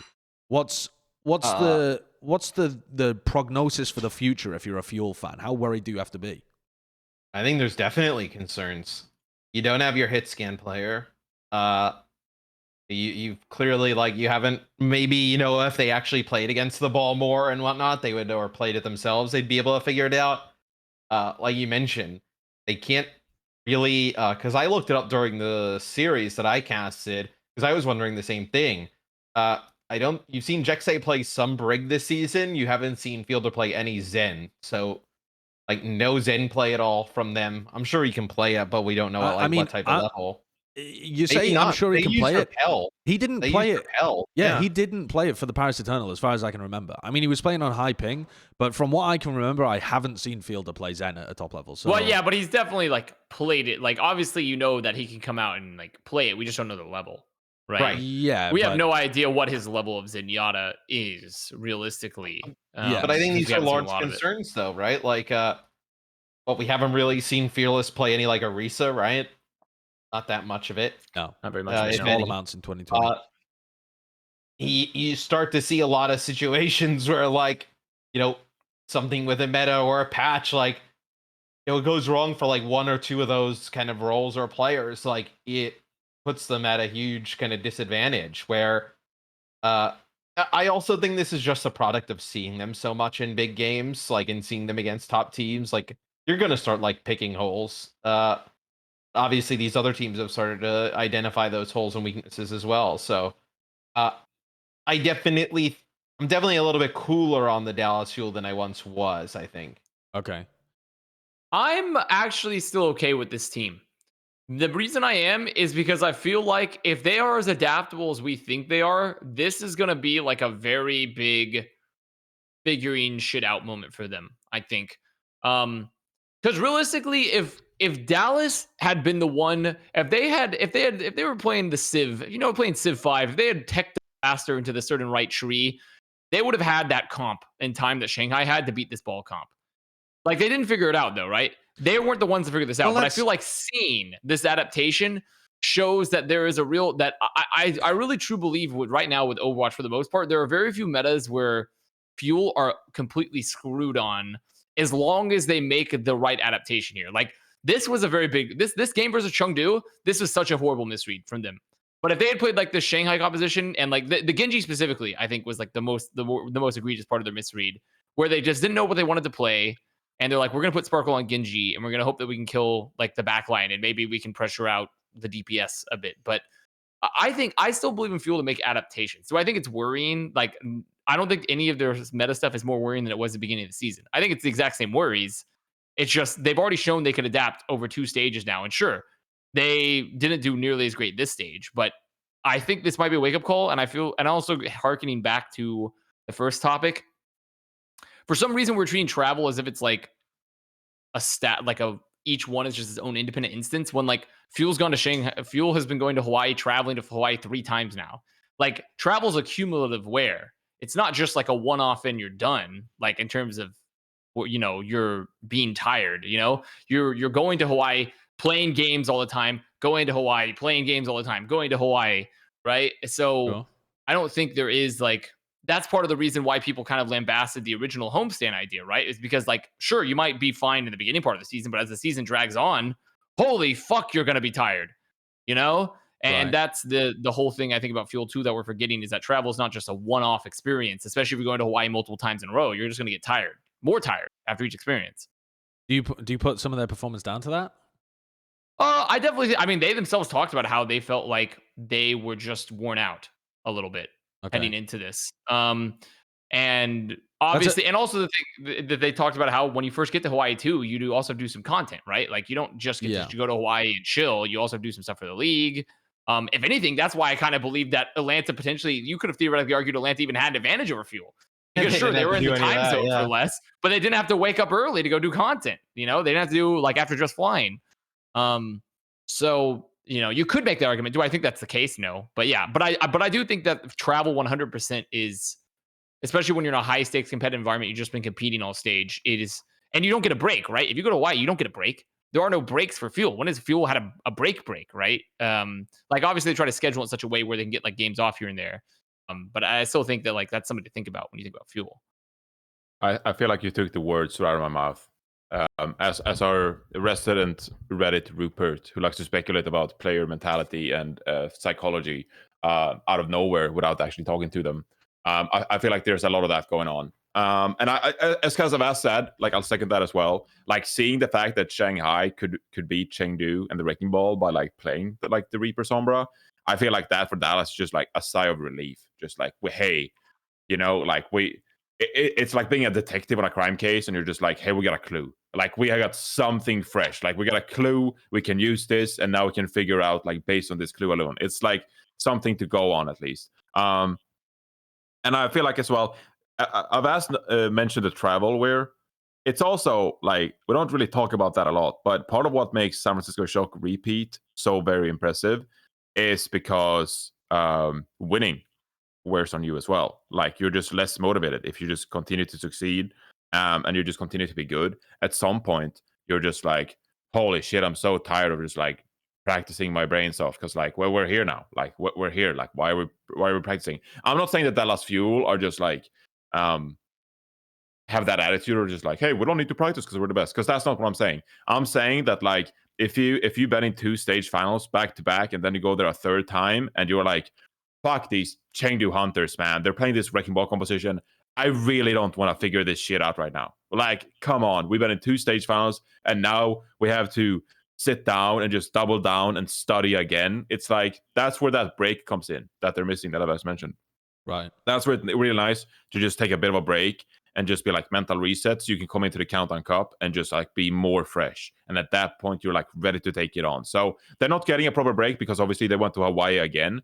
I could see that desire to win really just be ignited because it's sort of like you got the relief from Shanghai figuring out Chengdu's comp, which has been your big weakness. You're like, all right, we took a big L in the Summer Showdown. We got the last stage of the year. Let's go. Like that's, I'm saying this based on like my experience of being a player, sure. Because, I had limited success, but from the success I had, I sometimes got a bit lazy because we actually like won tournaments and we're like, hey, we're one of the best teams around. We don't have to put in the extra hours of work. And unless you're like have an extremely good team culture like the Shock had, and unless you have like really good support system and management and staff to help you out with that stuff as a player, it's hard, man. Like it's really hard to stay focused and motivated and like have clear goals and clear ideas of your weaknesses, your strengths, compositional choices, all like that. Like, because it just wears on you and it's like just math formulas that stay in your head. So I really do believe that they'll come out fresh from this and I'm not worried in the slightest. Like there's still 6 players. I think they're going to be better in the Countdown Cup, and I think they're gonna be like top 3 again. Do you Probably go to the stage finals. do you think it matters what the hero pool is? Because I could see some hero pools where Dallas might struggle, and then it's like, well, Dallas at this point have already guaranteed their spot in top 3, I believe, for North America. So they don't really have the largest reason or motivation as it comes to the leaderboard, the standings, to put in 110,000% effort for the Countdown Cup. Sandbag. Well, I'm not. Yeah, I mean, I'm not saying sandbag. Well, I guess I kind of am saying sandbag, but if you wanted to take it a little easy to make sure you're in the perfect mental place for the playoffs, this would be the stage of the year to do that. If you want to, instead of scrimming 3 blocks a day, you want to scrim 2 blocks a day, or instead of doing double review sessions every week before your game, you just do the single. You just pull back slightly for the Countdown Cup. I could see that being something that the Dallas will do, especially if the hero pool doesn't work out for them. I could see there being a bit of a dip before the playoffs. Is that I think that's a nuanced conversation. I think it's a like subjective, nuanced conversation. There's probably like tons of like, I don't know, like research in sports on that topic as well. Like in the NBA, the recent thing about the NBA is that like during the regular season, because there's like 82 games or something, like they'll just rest their star players because they're just like, yo, we need this guy to be healthy for the playoffs. Like we don't give a shit. As long as we qualify, we get a good seed. Like why should we play our star player who can risk getting injured, right? For Overwatch though, I think it's a little bit different, in my opinion, and I'm not saying I'm preaching it right here because I think it's a complicated issue, but to me, it makes sense on paper, but if you think of it as a player, like you're essentially saying like, hey, you're really successful right now. You've been top 3 every tournament. Just tap out of the flow zone, and then you can snap back into the flow zone like 2-3 weeks later. Like it's really hard as a player to take a quote unquote break. And then just like snap back right into it. It's if you have the luxury of playing really well, if you're in good form, like Hanbin, for example, on Diva, just keep going, dude. Like I would just tell Hanbin, just like fucking go, dude. Just keep going until you drop, dude. Because that's how you it's burn so hard out. to snap into that. Yeah, but it's so hard to snap into that. I mean, also, if you're a player looking forward, traditionally veteran talent has not really been favored in Overwatch League. So like if you take a step back, and then there's some guy in contenders that's been playing the whole time, they'll be like, oh, fuck, we can get this guy for cheaper. And he's been doing well. So, like, when this guy didn't play. Yeah, but I'm not talking about taking a break. I'm saying that the Dallas Fuel maybe don't have to win the Countdown Cup in order to be good in play. But even for a stage, I think you lose your edge if you do that. That's my opinion. I'm curious to hear what you guys think. I think you can. I mean, when we were winning all the tournaments in Call of Duty, like, we stopped scrimming. Like, we basically said we're going to do less days, but we're going to only take scrims with, like, really high quality teams. And, like, actually, like, less work, like, less amount of scrim time, but, like, way more serious and way more kind of useful blocks.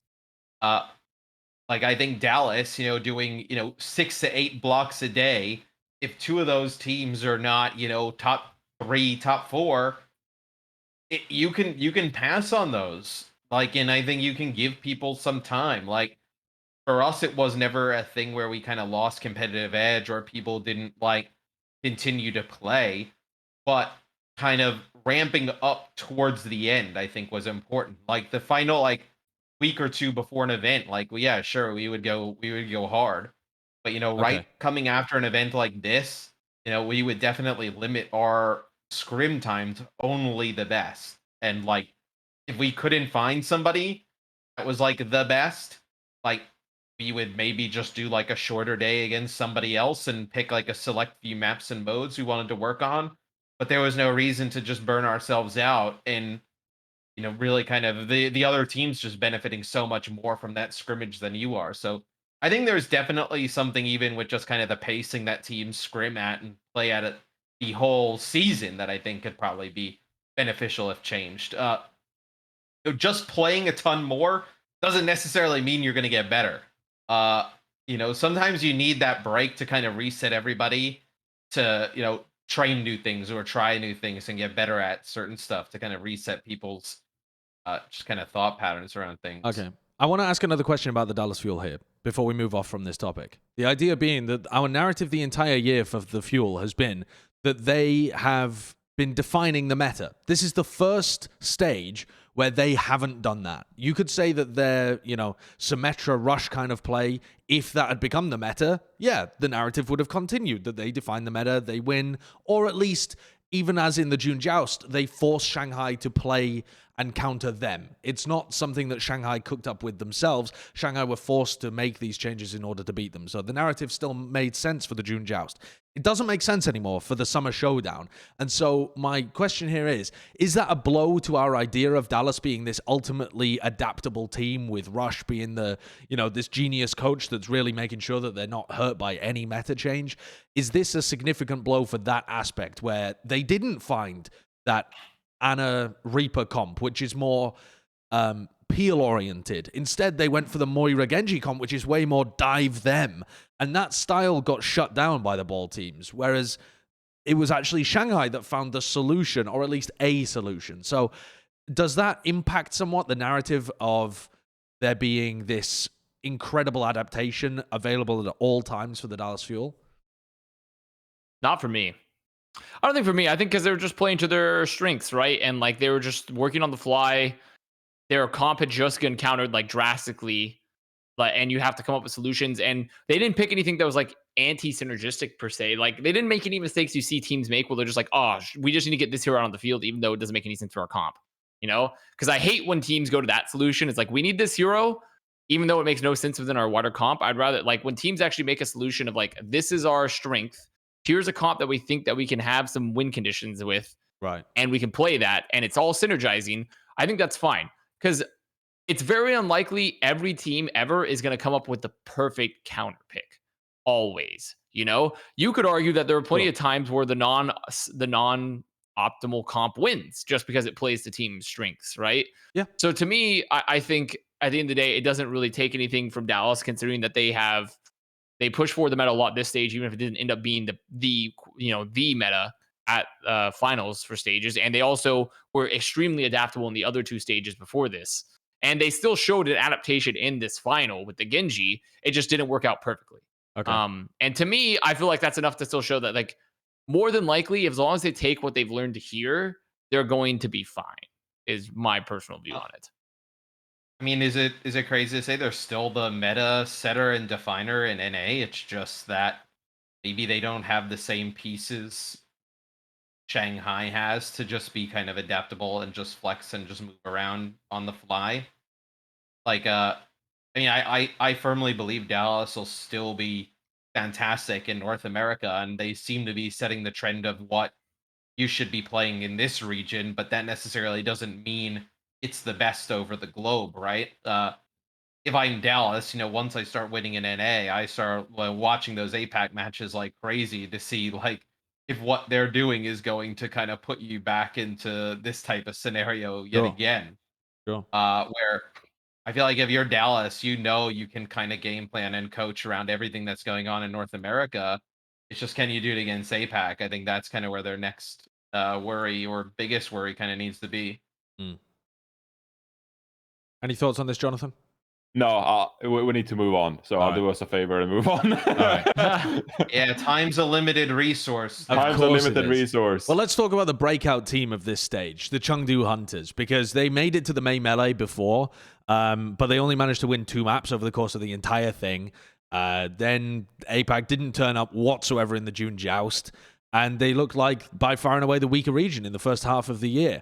And now Chengdu has come out and showcased an excellent level in this one, being able to defeat the Dallas Fuel. In the upper bracket final, they actually took it to Shanghai as well. That went all the way to 5. Even though the grand final of the Summer Showdown wasn't that great, Chengdu still played a good game the first time around against Shanghai. So here's my question, though. A lot of the hype coming out of this has been APAC needs more respect. APAC is a good region. Chengdu have proven that. Chengdu are a great team. And we heard the same kind of stuff to a lesser degree after the May Melee. But in both of the scenarios in which Chengdu has done well, they've been able to play a lot of ball and a lot of stuff that really favors them. Where in the June Joust, they didn't get to play very much of that. And they looked pretty poor. They weren't even the top 2. What were they? Were they even a top 3 team at that point in the June Joust? I can't even remember what. I can't remember what they situation was. finished, but it didn't matter because they just weren't a top 2 team, They you know, and they they weren't good didn't get anyway. there over New York. We all thought Chengdu was going to be good coming into the year. But has it actually played out like that? Or are they a bit of a meta team where they need the ball, the Zen, the Tracer, that kind of stuff? Okay. Because to me, it feels like there's decent evidence for both sides. Here's the thing. I am bullish on the Chengdu Hunters in the Countdown Cup because they figured this team out. The one thing that really annoyed me with the Chengdu Hunters was that they kept fucking around with Jimmy and Cookie Dough, and they just didn't decide to play Taro Cookie, Jinmu, Taro Cookie, Jinmu, and Leave. Okay, Leave is playing some of his best, some of the best Overwatch he's ever played. Okay, they got Jinmu in there. That duo themselves can just like do so much for this roster. It seems like they figured out sort of like what Nisha provides to this team, and then they have Iveltal like filling. You know, he can play the Mercy. We saw him a little bit on Lucio, I think, but like not. His Brigitte was amazing in this. Like they figured out his team. You know, early on this season, they messed around with the player substitutions. You know, they didn't know what they were doing. They were trying so many different stuff. Now it feels like Chengdu Hunters, they know what they're doing. And I think that's very positive for them going into the Countdown Cup. So yes, of course, it depends on the hero pool, you know. But I think to a lesser extent, they don't need a meta to be good because they got such a good understanding of like how their players work and how they want to execute. And also, Late Young, it fucking slaps. Like his diva and yes, there were some times you swapped to Late Young and he had like 0 charge and he meme about his Zarya, but his diva was genuinely good. Like I kind of like him better than Elsa, and I know Avast is kind of mauled out of his mind when I say that. To be fair, like I mean, I can't even disagree with the take, right? Like I thought Elsa was a really good player, but Late Young actually had an incredible performance. So where was he hiding? Like the dude has not been playing. Has he just been grinding Diva in his off time while Elsa was on the team the whole time? Because his Diva never used to be this good. Like nowhere near. He was just. He was basically just a Zarya player in Chinese Overwatch, and that's what it was, you know. And now he looks like a genuine talent off tank. And it's not just like a situation where, oh, your team is good, therefore you are good. His awareness around the map and like his meta understanding of the people he needed to be supporting and shutting down looked good. It looked solid. Like he wasn't just a potat getting carried. I was impressed. Does anyone agree with Johnny on the Chengdu's figured it out? I don't agree with that. Yeah. I think it's really tough to have a great good faith conversation about Chengdu because they have a huge amount of rabid fans as well that would be like, I told you Chengdu was the best team ever the whole time. Where it's like, no, not right. Yeah, there was some of that. I love Chengdu. There was a lot of that, and the thing is, it doesn't change the fact that Chengdu is an amazing in the metas that they are really good at. But they have 100% have still not shown they've been good outside of like dive centric metas. They still have not been able to show that. Last nemesis is these kind of teams, because I promise you, if Seoul has a great Countdown Cup, if Washington Justice have a great Countdown Cup, it's gonna be the same shit. But the thing is, but here's the thing: I believe in both of those teams. You didn't talk about Profit enough. You didn't talk about Decay enough. I believe in those teams more, though. I believe in those teams more, though, in terms of meta, instead of being non-meta dependent. In terms of being non-meta dependent. Chengdu, I think Chengdu is better than both those teams in the right meta for them, 100%. That's why I believe about Chengdu. If it's the right meta for them currently, they're better than both those teams. But right now, to me, I have seen at least what I perceive at least to be the ability to be more consistent on different metas for both those squads than Chengdu. That's my particular view. Maybe not Justice, but I think it's hard to argue that Seoul Dynasty has been anything but consistent, right? Like they've been relatively consistent this year. Yeah, they've been consistent. They've had like some weird shit happen to them for sure, and it made me mauled because I thought they were looking a lot better. But at the end of the day, when you look at it holistically, when I viewed it, like their team is pretty consistent this year, honestly. So it's kind of a bad faith argument to say that Chengdu is somehow, I think, going to be guaranteed to do good in other metas. But I do think Johnny has a point. I do think that maybe if they figured out this player rotation and but have they figured out the player rotation? They might be a lot have they? I mean, they They ran Eamon, and Eamon does play a different style of ball to Gaga for sure. It seems to be a lot more like skirmishy, like going in for individual. Like he'll like hang. He won't necessarily distract that much, but he'll come in and like go for assassinations. It feels where he's just hanging around, and then he just goes in deep onto somebody and then manages to get away with his life. I love that player. So. Glass of whiskey when he plays, ball. He's very high class. Eamon's fucking snorting the G fuel, the fucking just a straight powder off the fucking keyboards, just rolling around. Can anyone tell me why they're running Nisha on some maps and Eviltal on others? Because I can't figure it out. Honestly, I couldn't figure it out either myself. That's why I was the one thing I was going to ask is like, what did you think the value that Nisha brought, Johnny? Because I don't know what value Nisha brought over Eviltal, honestly. I was trying to figure out when we were casting, and it made no sense. I refrained myself from this conversation because I was a host. What do you mean? It was not on me. About them figuring it out. Look, I was fucking writing scripts. I was writing setups. I didn't have time to watch Nisha playing Mercy. I've been in the lab cooking it up. We know. Time is a limited resource. I honestly don't know what Nisha did. I don't know either. But the thing is, both of them are amazing. So I don't really care that much. Like Nisha and Eviltal are both excellent at Brig and Mercy. Yeah. I think that I put out a tweet where I said, for this meta right now, Chengdu have 2 of the top 5 Brigs in the world, which I think Eviltal and Nisha both are. Yeah.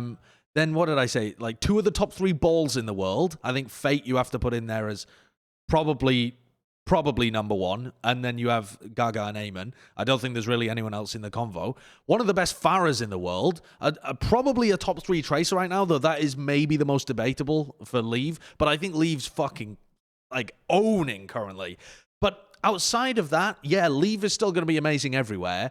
But the drop-off from having a top 3 main tank to then Gaga playing Winston, you're no longer talking about top 3. He's still good, but you're not talking about top 3 anymore. With Jinmu, if he gets off the Pharah or the Genji or the Doom, you're not talking elite. His Sombra was actually pretty elite during this, though. His Sombra in the qualifiers was bad, but then his Sombra in the knockouts was really good. Was amazing. Yeah, his Sombra was amazing during this. But this team is going to do some weird shit. They're going to sub in Jimmy. They're going to sub in Taro Cookie. We're going to see fucking everything. The thing that, like, the skill of the players is not the thing that holds this team back. It's the teamwork. It's the decision-making at times. Like, they're so inconsistent in that regards of play that until they start to, like, get somewhat more consistent, I just can't see them kind of making these type of runs all of the time. I do feel like their teamwork during this dive comp though was amazing. Like they clearly had an amazing grasp of their win conditions for this comp. Like if they can just apply this sort of level of coordination to their other comps, I think they'll be fine because they clearly understood all the areas they want to do. They understood when they wanted to engage, their focus fire priority. They knew when the EMPs and such were generally coming and like how to time them. They like their rallies were great. Like overall, their follow up on Discords was immaculate. Yeah, like their win condition usage was so good. So good in this comp. Which to me, it's so mind blowing that they can't apply this to other comps because the general principles between comps are about the same. It's just like understanding what the win conditions are. So that's the weird part to me about Chengdu when they have so much talent and they clearly show an ability to understand win conditions in a comp. Like, all you have to do is think about, okay, what are the key focal points for our comps coming out? Okay, let's make sure to use our fucking mouth holes and talk about them as we move forward, right? And, like, we'll be fine.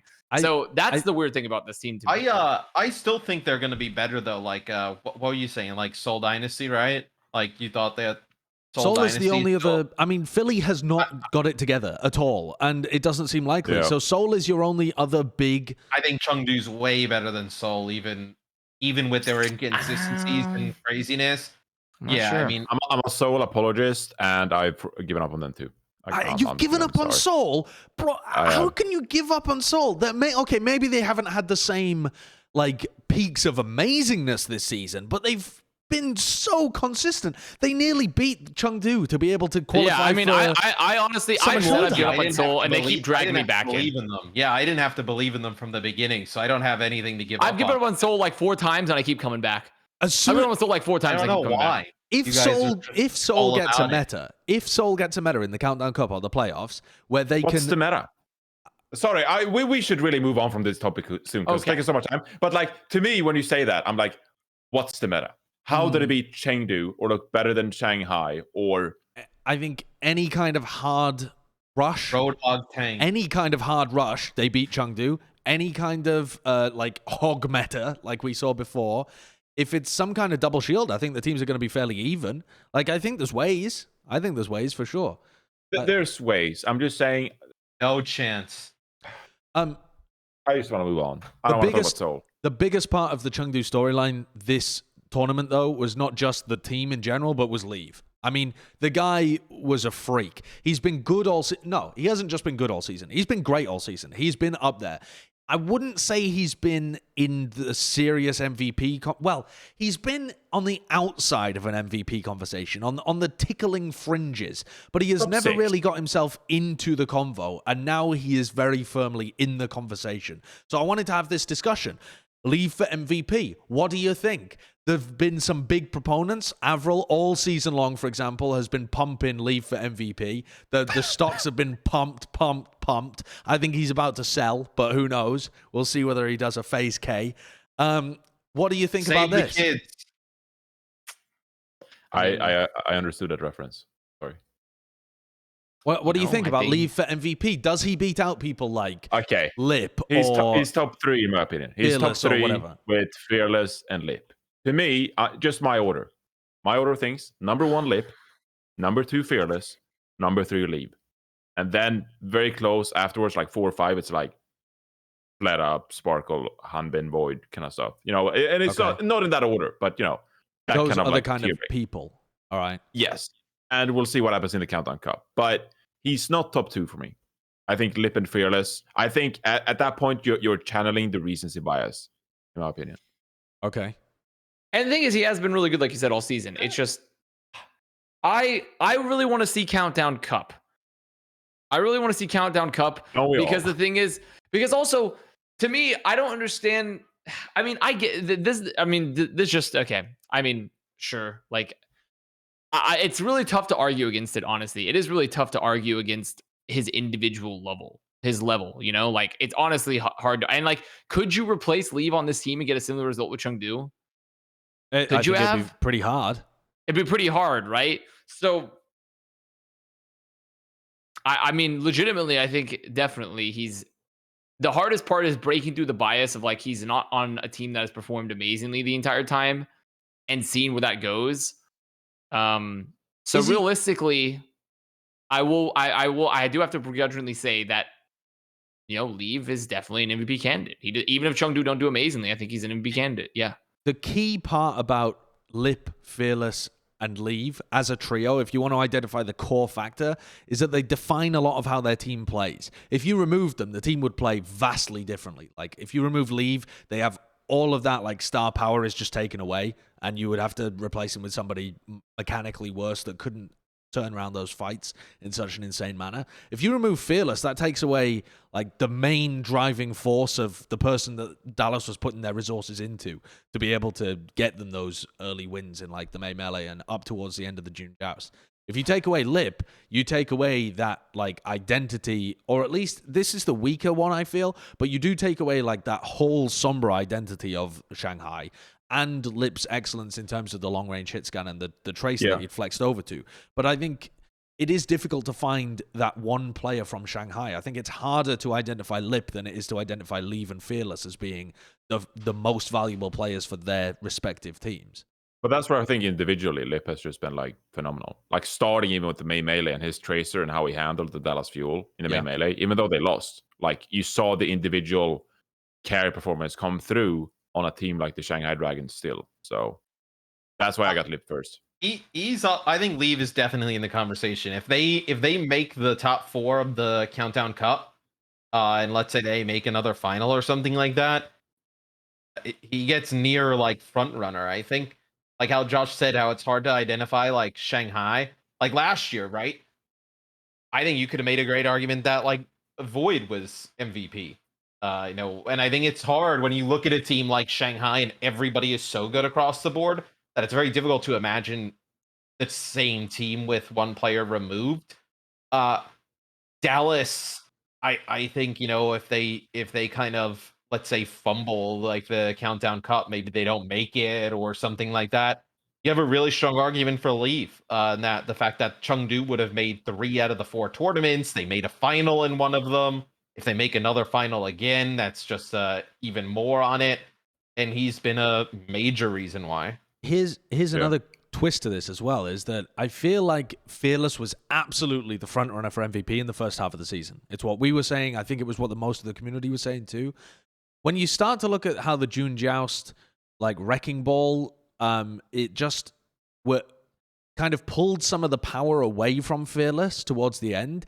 And now throughout this stage, more and more of at least when we got to the tournament. I'm not talking about the qualifiers because domestically, Fearless has still been really fucking good at main tank. But once we got to the actual Coca-Cola Summer Showdown tournament, that was where, again, Fearless, the power is being taken out of his hands, and it's on the rest of the team to really step up. It's already starting to feel like Fearless is, just by virtue of the meta, gonna be able to have less of an impact, be less valuable to the team because he can't have those huge carry performances. I feel like that could be another thing that impacts this race quite heavily. It's just, if we go into more ball meta, if we end up with, like, I don't know, Orisa getting banned in the Countdown Cup or something, and it's just ball Zen the whole time, or maybe Winston gets banned, right? And now we're just playing ball the whole time, or maybe some double shield, like that is... The MVP chances for Fearless go almost out the window there, because your last quarter of the season, he just can't have the same impact he was. Yeah. Depends on the meta, I think. I mean, I think even during during Summer Showdown, he still had very solid moments. And it was like Fearless himself still had great individual moments, just his team could not deal with the overall comp and just over the overall pace of like Chengdu, right, when they played. So we'll just have to see, right? Because generally it's all enabled around Fearless and like putting Fearless in position to pop off a lot of the time. Okay. Here's another one too, because we were having a conversation about Rookie of the Year. Do we think that Gaga has potentially done enough to get himself in contention? Are we talking? No one's really started this conversation at all, but at the beginning of the year, people were saying, oh, our rookie main tanks, Mag, Gaga, these could be people that are in Rookie of the Year contention by the end. We've got people like Shy, Pelican as being front runners. Who else is in the discussion? Nisha, maybe, though the playtime has gone way down for Nisha. These are the kind of people... Monk. What, sorry? Monk. Monk, okay. MM stands for muscular monk. Piggy, I guess, was another conversation that was floated too. What about Gaga? I mean, Chengdu have made 2 stage finals, not stage finals, but 2 knockouts at this point, 2 trips to Hawaii, if you want to put it like that. Any rustlings for this player? Yeah, I mean, I think the problem with Gaga as well, though, this is the problem with main tanks, is that, like, unless it's really hard to rate them individually until you like go through all their tape and just look at all the tape at once, right? To see like what's going wrong with them. Because I feel like outside of the Winston and Ball, he's been kind of meh, but I feel like that's not an issue of Gaga as much from what I've seen. It's that his team's understanding of the comps when they play outside of those 2 heroes go down so drastically that he himself is no longer enabled. Nearly as much to look good. So it's tough for him. If like every performance was like this performance at Summer Showdown, I would say yes, 100%. Because like his ball play was crazy good here. It was especially helped because of the fact that like during versus Fuel in particular, they were playing a comp that he was legitimately playing like he was playing a single player game. He was playing a single player game, like he didn't even care what was happening, like because Fuel couldn't do anything. They had a Genji. They had a fucking Genji. There was nothing that could do anything to Gaga at any point. So he was, and they didn't play Zen or anything to burn him. So he was just playing the freest game of Hammond I've ever seen ever. So he was getting pretty heavily bullied against Shanghai though. Like he was, but that's because they started playing comps that would actually punish him, because they were playing Zen, they played Sombra Tracer, Sombra Reaper, right? There's a lot of comps that were actually able to punish him that they were playing. So not nearly as many when they were playing versus Fuel. So it is tough to really put him up there, I think, currently. Okay. A lot of the other potential like high-ranking rookies. But I'd say if he has another great performance, then maybe. Yeah, because I think Hunters without Gaga doesn't get any wins in the same manner that they do here, right? Yeah. Because I just don't think I think Gaga was required for them to have someone that was literally an actual main tank player and not just a ball specialist. Yeah, and that does mean that you're valuable, to your team. Yeah. It's just maybe Yeah, in a but, very different way.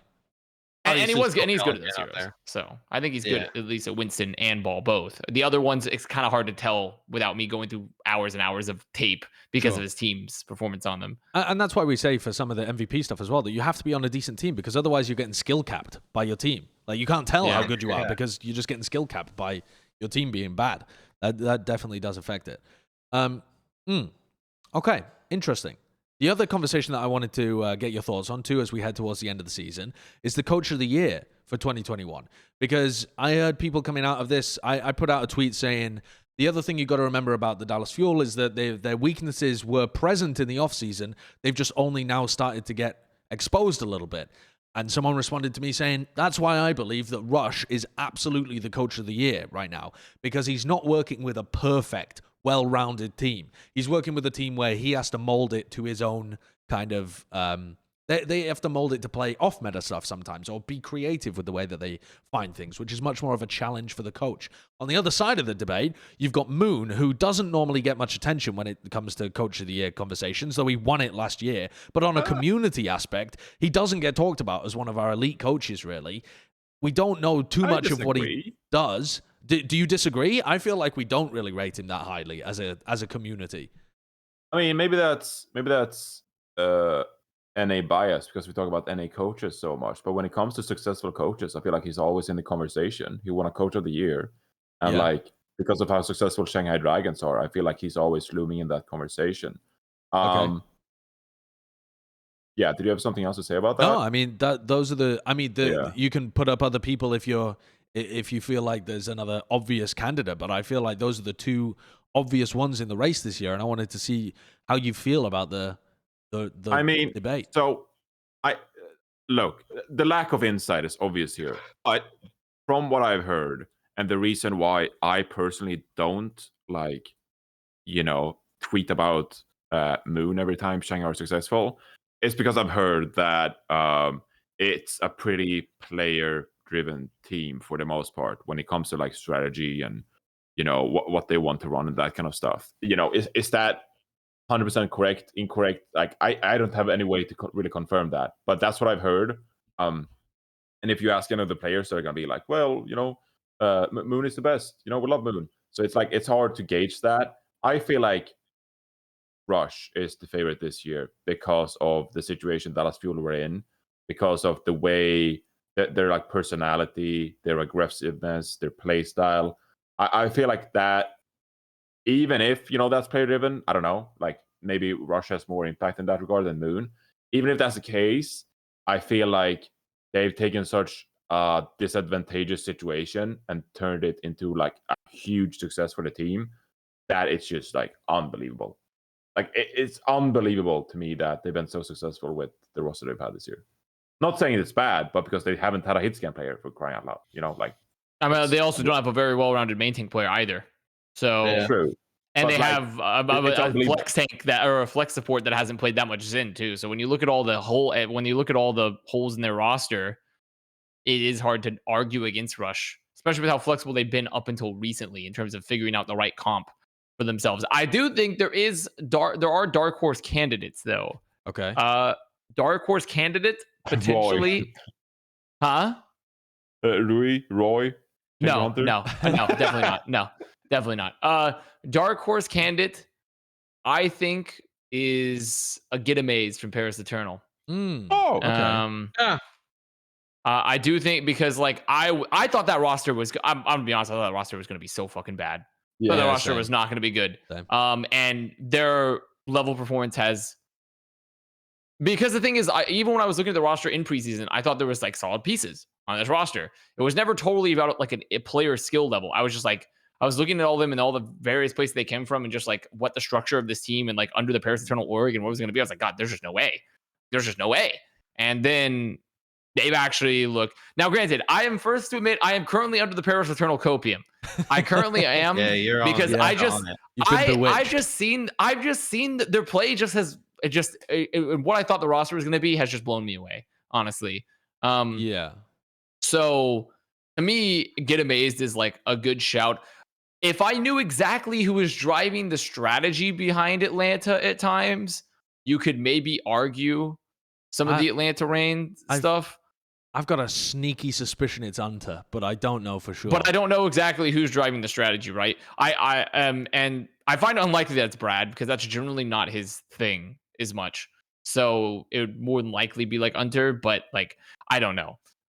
So to me, I think though the most obvious besides Rush, which is definitely far and away the most obvious, is Get Amazed. So okay. Yeah, Maze is a good shout. I think it's hard to not have, the two coaches who have led their teams to every tournament so far as like the favorites. Like, and I mean, Johnny, like you mentioned, maybe that like Moon doesn't do the most, like, or whatnot, like for the team where it's really like player driven. Like, we really just don't know. So like I think you just kind of have to give the benefit of the doubt if the team's playing that well. Yeah, and also it's a skill in itself, like facilitating good players, and making sure. I mean, also a good shout for Moon is like this latest Summer Showdown when they pulled out the Sombra Reaper versus Chengdu and beat the comp that they were playing and just like dismantle it. I think that's like a good aspect to maybe be like, oh, Moon always made the right adaptations. Whoever is driving the strategy for Shanghai deserves enormous credit. We just, the thing is, whenever the players talk about Moon, they talk about him being like good for them as like an emotional leader. They never talk about the strategy, but that kind of stuff is also important. So it always is behind a bit of a curtain. It's always like the Wizard of Oz. You don't know exactly what's happening behind the curtain. But it's so hard to like see such an obvious case of like coaches like making something better than what we think it should be than like the Fuel, just because like they just have so many clear roster holes. What about the Outlaws? What about Junkbuck? I almost said the Outlaws from the fact that if they actually finish, towards the top in North America, that's somebody nobody expected. I find it hard though to give it to a team who hasn't made it to Hawaii though. They've also had huge flexibility issues with like their own comps and like figuring out metas at times as well. I mean, that's literally what knocked them out from Summer Showdown, was just their inability to determine how to adapt against Genji comps. And dive. And also on top of that, like I feel like some of their player rotations were wonky as shit. And that's definitely coaches have 100% of playing that.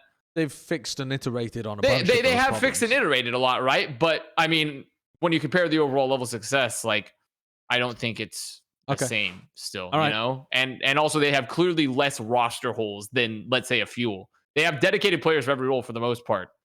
So all right. I want to skip past our next topic and go straight to the power rankings. I want to go Plat Chat power rankings. Because at the end of the stage, there's an opportunity to do these full 1 to 20 rankings of the whole teams. And I think now is a good time to try and crack in. I saw that Avast, you did one on your stream. I did. And I saw you taking... That's not the official one, though. This is the official It's not the official one. I saw you taking a bit of the APAC pill. I appreciated that. I had. But I want this one to be different. So, Avast, yours was kind of quite temporaneous. It was supposed to be a power ranking, as in like who are the best teams coming straight out of the Summer Showdown. Am I right with that? Because there was pretty much, because it is pretty hard to make like the predictive power ranking, and also just because a lot of the teams from this latest were like kind of just like popped off with one comp and hadn't historically been that dominant, right? So it's hard to do it any other way. I feel at times. I would like to take one with a slightly wider depth of field, rather than doing just who do we think were the best like from this tournament, doing one that's more like who do we think's been the best over the course of the whole season, but giving more credit to teams who are on an upwards trajectory, so they've looked better recently, than a downwards trajectory. Do you think we can tackle that? Are you down for that challenge? It'll be tough, but if we're dedicated, we can do it. It's just going to be tough. Yep. Yeah. It's going to be fast. It's going to be fast? I don't think so. If we do this properly, it will not 50 be. minutes. I mean, let's take a look at where we were at last time. When we were out last time, this was halfway through the season. This was us trying to do one of who have been the best teams over this half, right? I think we did this in the break. So Shanghai still at number 1. Yeah. Over the course of the whole season, that's fair. Yeah. Dallas still at number 2, right? Yeah. Yep. Dallas's loss to Chengdu twice does not drag them down from the number 2 spot. Sure. Yep. 100%. I agree with that. That's but fair. the Atlanta Reign, number 3. I guess because they made 4th and 3rd the last 2 stages. Well, I guess. You know, actually, The Atlanta Reign number 3. overall though, Terrain, how are we here? I don't think so. I don't think so. I'm Who else? Move them, Kurt. Move them. I've been thinking about it, and I think there's a real argument to be made for the Pauses. Soul Dynasty. For the Soul Dynasty. Don't you fucking dare. Get that team out of there. Get them out. Get them out. Wait. I want to hear the argument. So the argument to be made here is that for the most part, Does Avril if have you- a gun to your head off camera? What is no, going on? wait. So the thing, Do they have beer? so they have beer. Okay, that's. Are you going? No, to they don't work? have any. They don't have a beer as far as I'm aware. So Are you I working? want you to think if you go through their entire year up to Yeah. this point so far, almost every single one of their losses has been. I think it's just about everyone except for one loss has been against Shanghai and Chengdu. You know, Right. every single one of their losses except for one, which was Philadelphia Fusion, and that was the knock. I think that was like the one to determine, or no, it wasn't. But like that was when Fusion must was have been like at their in the May peak. melee when Philly It was were in the looking very excellent. beginning. It was in week 1 Yeah. of 2021. So like it was like the very beginning. And ever since then, they've just been losing. But I think I'm not saying, but I'm not gonna make the argument for Dynasty. I would rather put like Reign above them, I'll say. Or That was what Matt started with, and then you. yeah. Okay, I'm just saying you could make the argument, but Okay, I'm gonna put Reign above them. If the Seoul Dynasty have only lost to Shanghai and Chengdu, why wouldn't you put Chengdu above them? After Chengdu have played so well in the Summer I know, Showdown, exactly. they made it to the main But melee. once again, I'm simply throwing some fucking spice into the stew, you know, to All say right.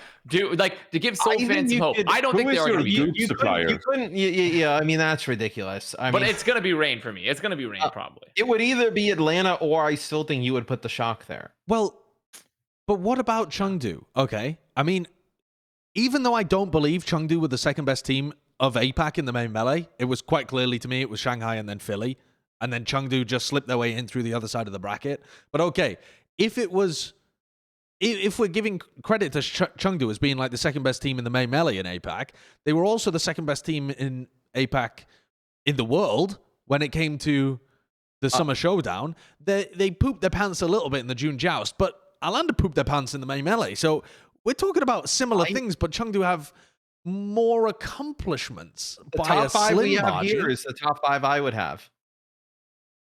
I don't know I don't know how you could justify Shock over Reign currently.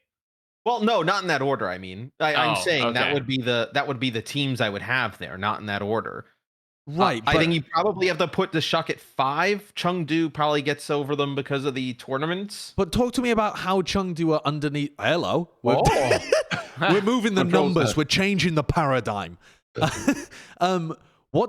Why does Atlanta beat out the Chengdu Hunters?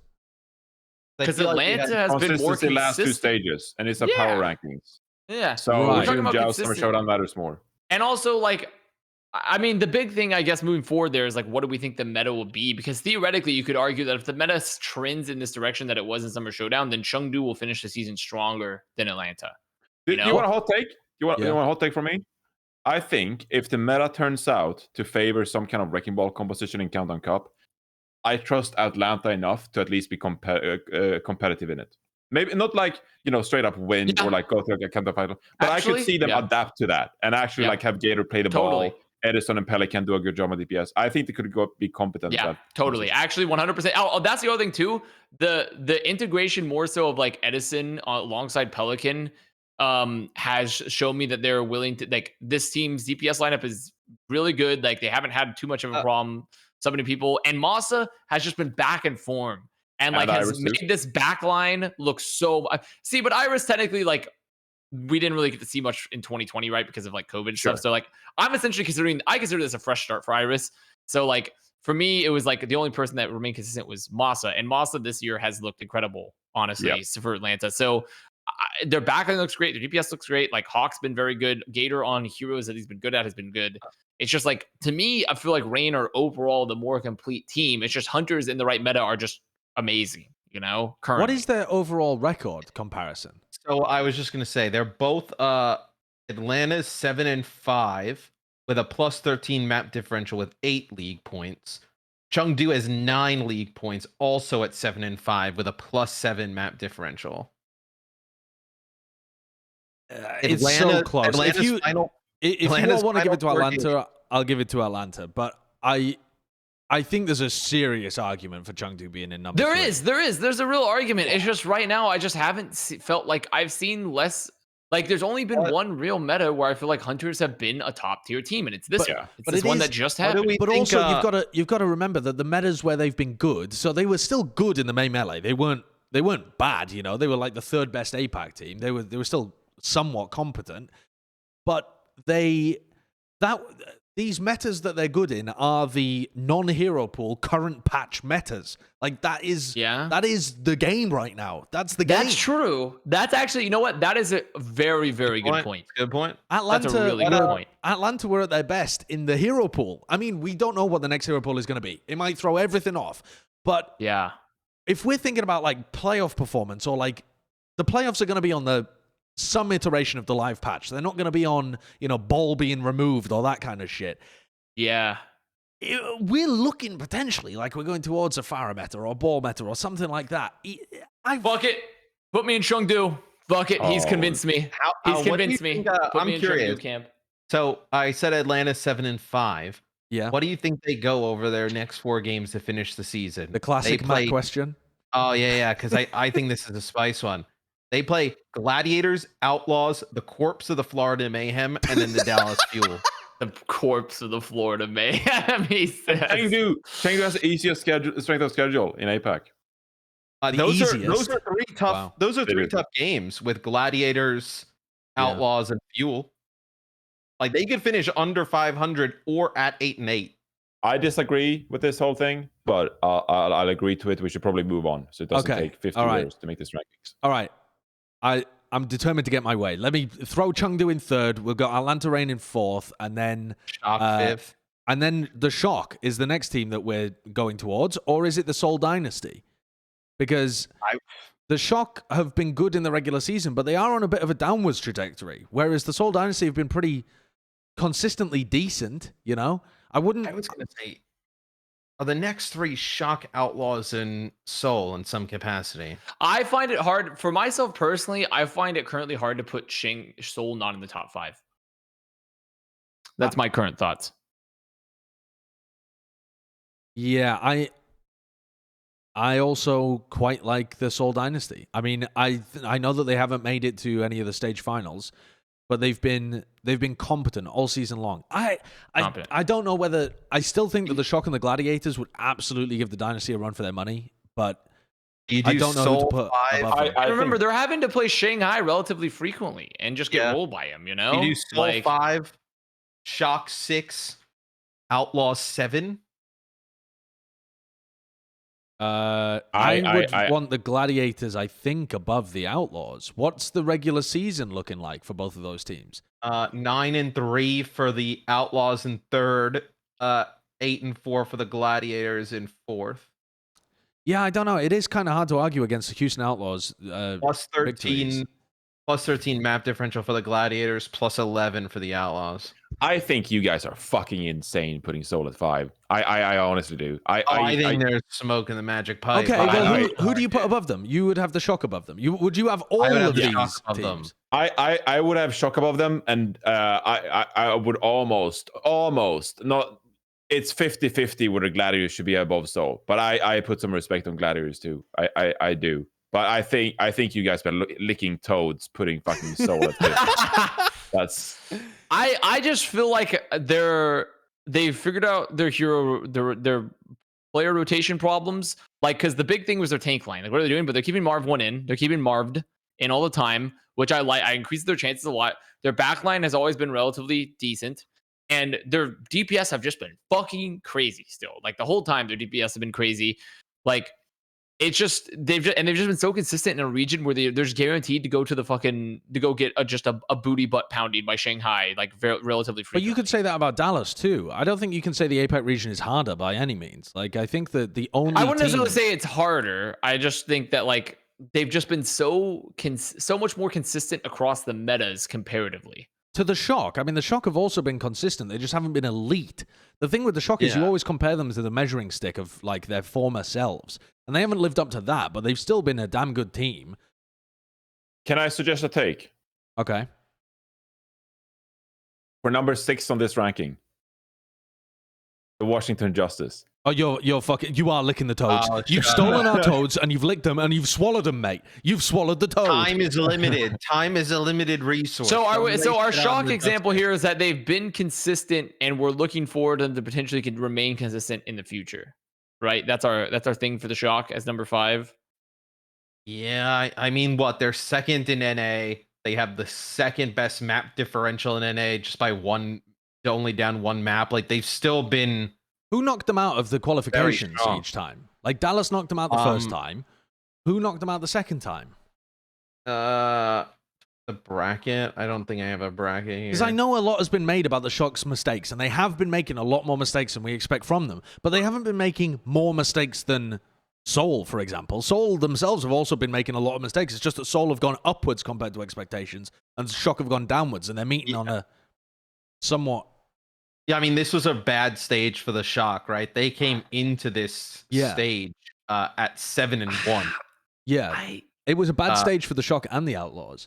But think about so if we look at their most recent stuff, like so they have never beaten Fuel when it matters, ever. They have beaten Fuel, but never beaten Fuel when it matters. First of all, okay. In addition to that, they have lost to Houston twice. Yeah. Now in this season, on top of that, they have lost to Gladiators and Reign, and then they went to Map 5 versus London Spitfire. Yeah. Yep. Like, I just feel like recently. They have been heavily. This most recent meta was really, really bad for them for some reason. And when we look at the team, it shouldn't have been. This meta should have been a meta that was actually really good for them. Yeah. This should have been a really good bet. Like they weren't required to play Mercy necessarily. They weren't required to be playing like dive comps or like Moira comps, right? Particularly, they weren't required to play Moira comps. They weren't required to play Mercy.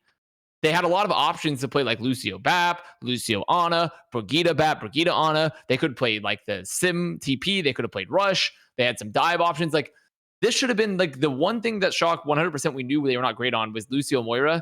And it feels like they have been unable to find their meta slot since then. They just like ever since the ability to like not be able to fit in Violet and pick between Violet or Twilight, and then FD God kind of being like meh on like his rotations and figuring out like what exactly is working for them and getting that backline synergy, and just their tank line issues that have always existed for the Shock. It's always existed.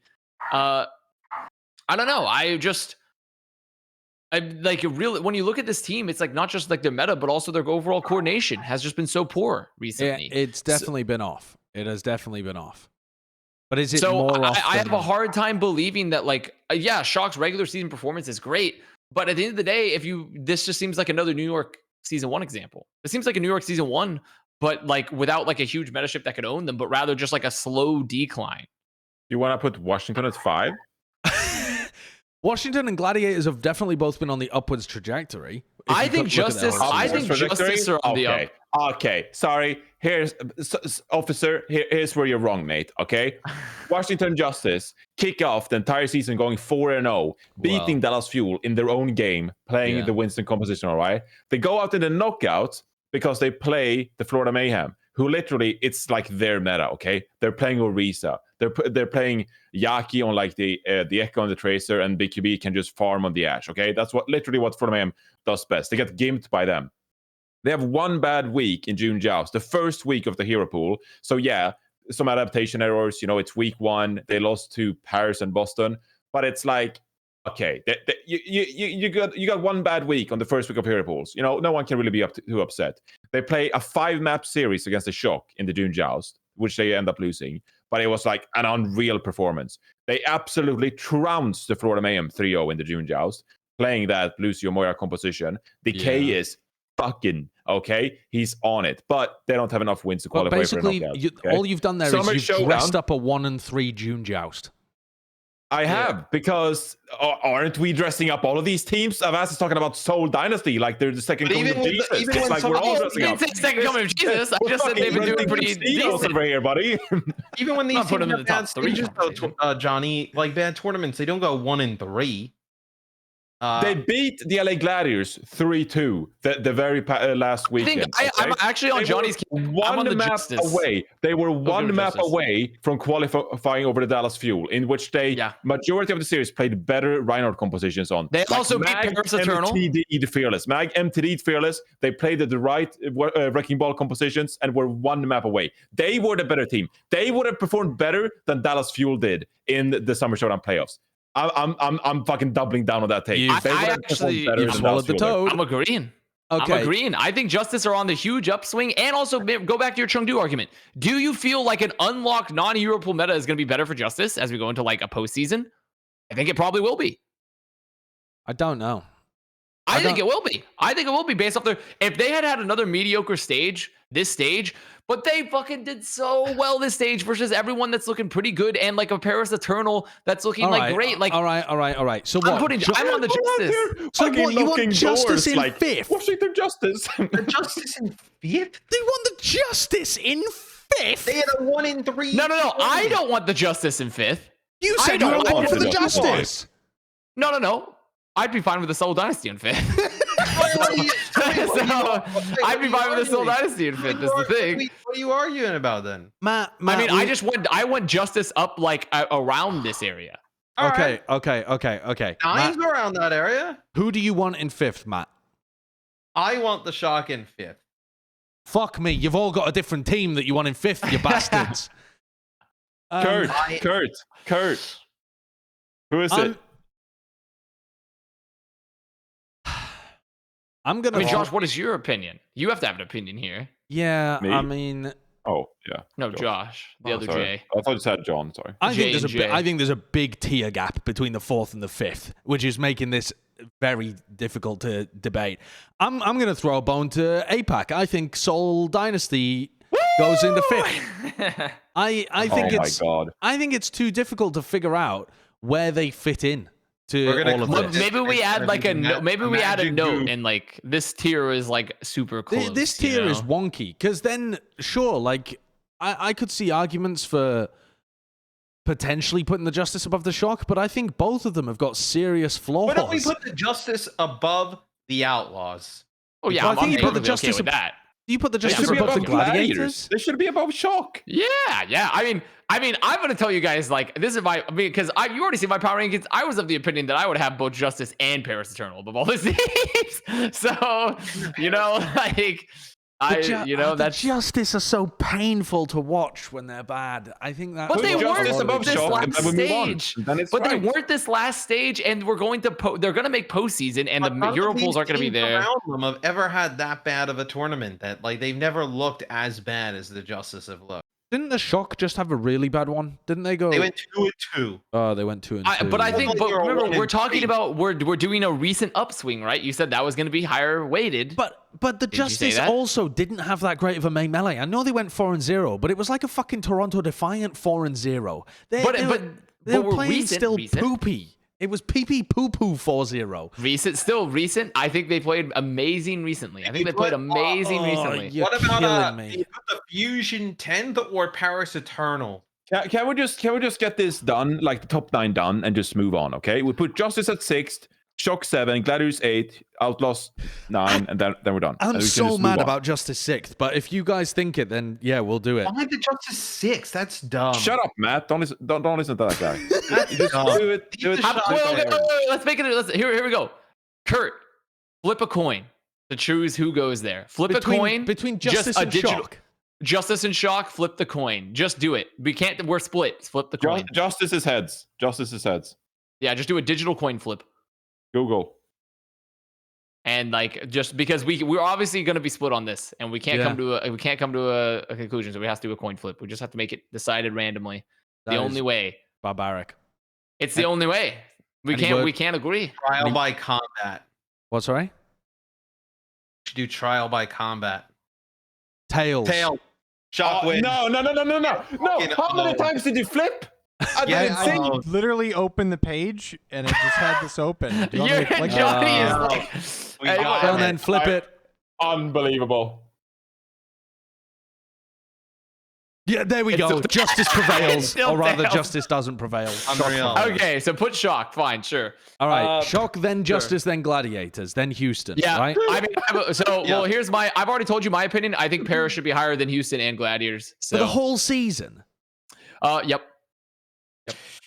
I think that Paris are definitely on the upswing, but I can't buy that. I think Paris slot in at 10th to me. You don't have to. Yeah, You can agree with me on that one, but I strongly believe it. Paris at 10th, and then we put Fusion at 11th.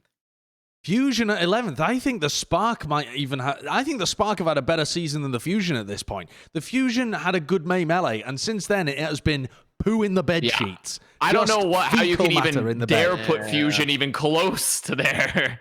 All right, Yeah. Paris at 10th. Yeah, I'm This down is with that. I mean, this got fucking controversial What about immediately after the Boston? top two. What about Boston?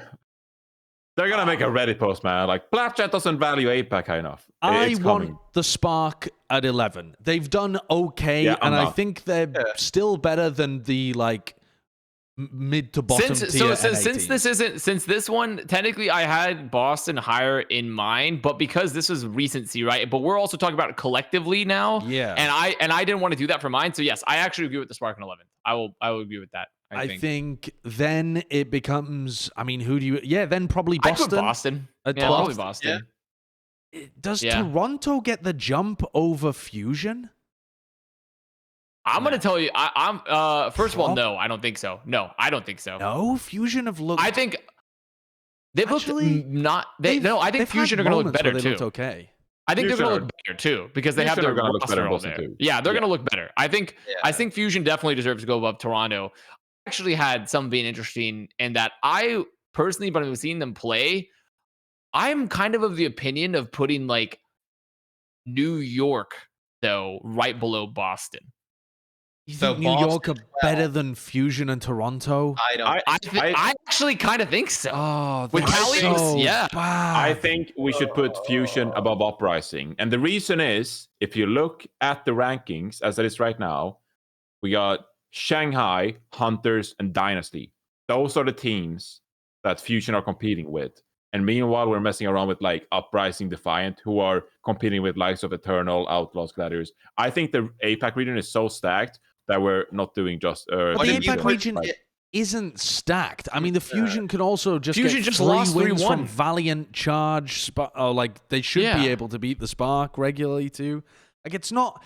If you look at that Philly Fusion roster, it's not like they should be getting dominated by the Dynasty and the Hunters. They should be the ones doing the dominating. And they lost the Hunters, and they've also lost to New York. And they're getting apps. They're not even taking maps off Look, Shanghai. I'm not saying they should be top 10. I'm just saying I think they should be higher than Boston. You I know, I think we're getting I don't down to know. I like don't know. not good teams at this Yeah. point this season, so it becomes hard to. This is the no bueno zone.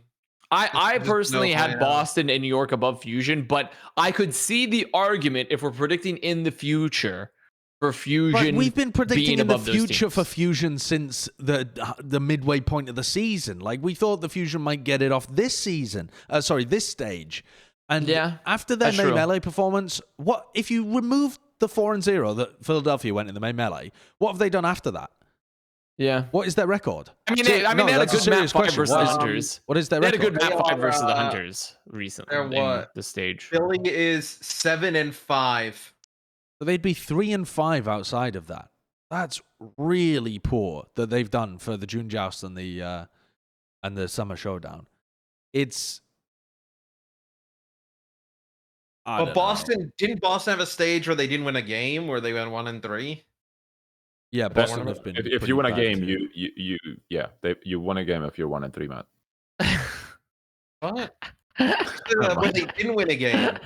But no, if they didn't win a game, why'd you say 1-3? I said it was they either had a stage where they didn't win a game or went 1-3. Okay, no one gives a shit about these teams. Or well, we actually do. Sorry, I'm very I mean- unprofessional. Very unprofessional of me. I Johnny's really let's don't. just Reddit, go so he's trying to Boston. put teams higher, yeah. Boston, Fusion. Mayhem did have a good May melee. Yeah, but Yes. so did No, so no, did no, Fusion. no. But It is a they've corpse. just been. Okay. It's a corpse. It is a Excelsior. corpse. The Mayhem, No. the Mayhem Excelsior, may Toronto. join, the Mayhem may join the toilet bowl tournament there. At Oh, the yeah. bottom of the- New York is. I will 100% put Fusion Uprising New York over Mayhem and Defiant. Florida's I at think 16. I stand by that. Toronto 15.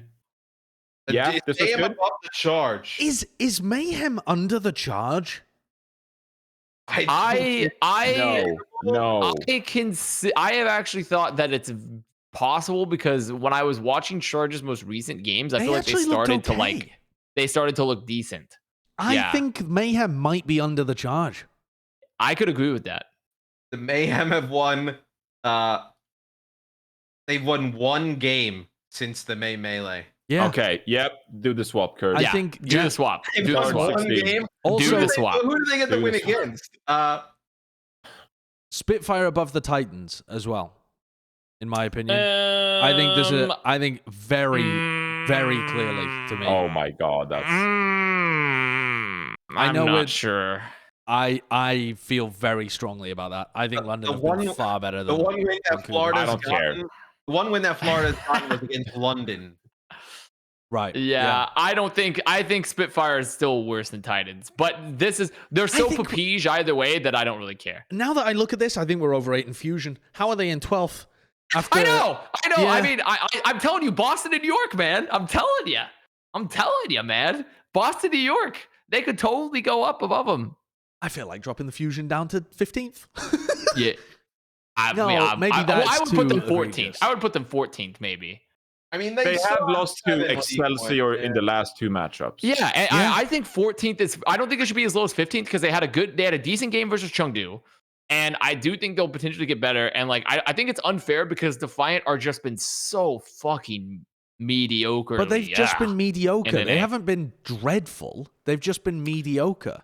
Philly have There it been is. oscillating from good to dreadful. I don't know, whatever. Who the fuck I'd cares rather about take an 15th, oscillating 16th team than a set in stone mediocre team. God, that is a weird ranking though. That is a So weird fine. ranking. You Well, guys. are no fucking controversy with that one once No. it goes on. Not even Fine. slightly controversial. Okay, what do we have here? crazy. All right. Post the Overwatch community tweet copy pasta in the comments. The last major topic that we want to get to here is putting the 2021 Summer Showdown into our stage power rankings. Every stage so far, we've had the power rankings and we've been slotting them in. I believe the May Melee went into S tier, the June Joust went into B tier or B? something, maybe? No, wasn't it C? Oh my God, that meta was so bad. Yeah, it was C tier. Okay. And now we have it was similar to the May Melee. We saw Rhine, we saw Winston comps, we saw Ball comps. Yeah. I thought it was a Very very entertaining. good stage. But It's not as good I as the think main it's insane. melee because the final wasn't as good. Like I would Yeah. say that. Yeah, but the rest of it sort of made up for it for me though. Yeah, I mean, is it like a borderline A minus B plus type? Of I scenario? think I'd be fine putting it in like an A tier. A tier. honestly. I think so too. Especially because I think there's a repeated kind of thing every year that like stage 3, it's like you're in the middle of the season, people are starting to wear off, it's like some of that there's a word for it, viewer fatigue or Viewer whatever. fatigue, yeah. Yeah, I think this was one of the best stage 3s we've ever had. Like it was fun throughout, good meta, good compositions, and like We got to see it a was- clash of styles, and it was like pretty fun to watch. Yeah, as Yeah. well. it's Yeah. A tier for me. I like it. I think this goes into the A tier. Yeah, I think it's Um, comfy in the A. Yeah. Yeah. A better Solid. final could have pushed it up to like S. I think. Yeah, if there had been just like a banger of a final. The thing is, all of the games were pretty. Like, I enjoyed the Dallas Chengdu game. I thought that was fantastic. I Oh, really yeah. enjoyed the upper final of Shanghai Chengdu as well. Right, when the first Chengdu one. looked like they were maybe going to get the reverse sweep. That was pretty sick. The Atlanta Dallas game was pretty good too. Like, the games were good leading up to it. It's just that the final itself wasn't all there. But yeah, an A tier. Good stage. I like it. Yeah. All right. Yeah. Pretty solid. And now it's time for the most important topic of the week, every week. It's Bren's Player of the Week, presented by T-Mobile. And while I should probably give this to his barber for recovering, what an absolute nuclear mess he's made of his hair, And maybe I could give it to Leave as well, who I think would be most people's choice. I'm not, I'll save Leave until later on in the season. Maybe we'll have Leave on for MVP and talk about those discussions. Yeah, no, not for Plat Chat. Well, I mean, I don't know what his English is like. Maybe we will have him on for Plat Chat at some point. The person I want to give Bren's Player of the Week to is Jonathan Reinforce Larsson for his absolute mastery of the hosting 101 role. And I want that book. I want to buy that book. I looked on Amazon. It's not available. I need you to write it because I suck at my hosting job, and I need you to fucking take over. Team. Worse than the soccer team. Yeah. Here's the writer. Oh, written by Alex Goldberg Mendez. I mean, of course, it's a good book. The original T-Mobile simp. That makes perfect sense. Unbelievable. What did Johnny just did his job. What do you mean he just did his job? His job is not to host. He's hosted before. His job is to be an analyst on the desk. He was hosting while Zoe took a vacation, surfing and playing with a volleyball. He's hosted before. When? I mean, I won a lot of awards. I won a lot of Brent's Player of the Week now. I know where I know where I am in the standings. I actually think terrible. I think Lee should have deserved this one personally, but I appreciate. This is why you got Player of the Week, because you're so humble too. You're so humble after hosting, and that's why you Swedish, dude. I'm just Swedish. I can't take compliments, so no. Leave should have been.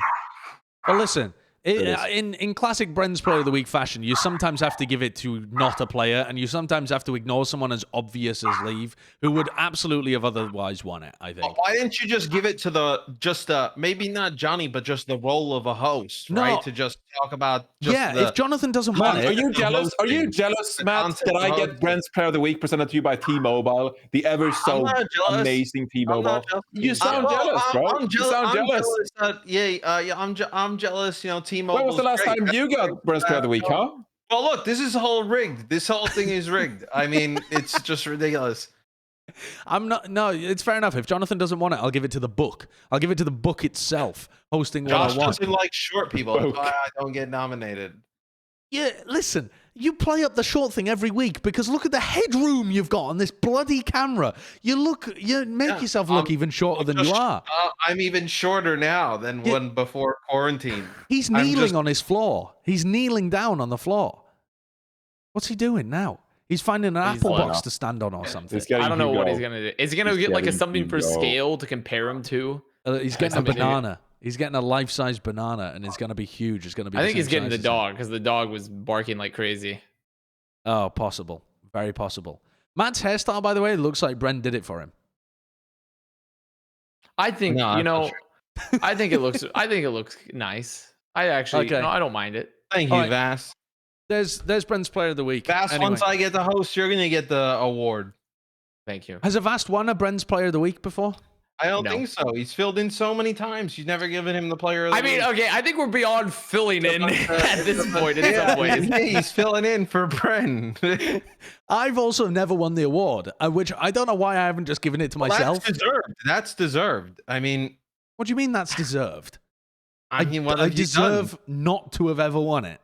But see, that's the thing. If I was the host at some point on this podcast, I would have given you Player of the Week at some point. Because you could never give it to yourself.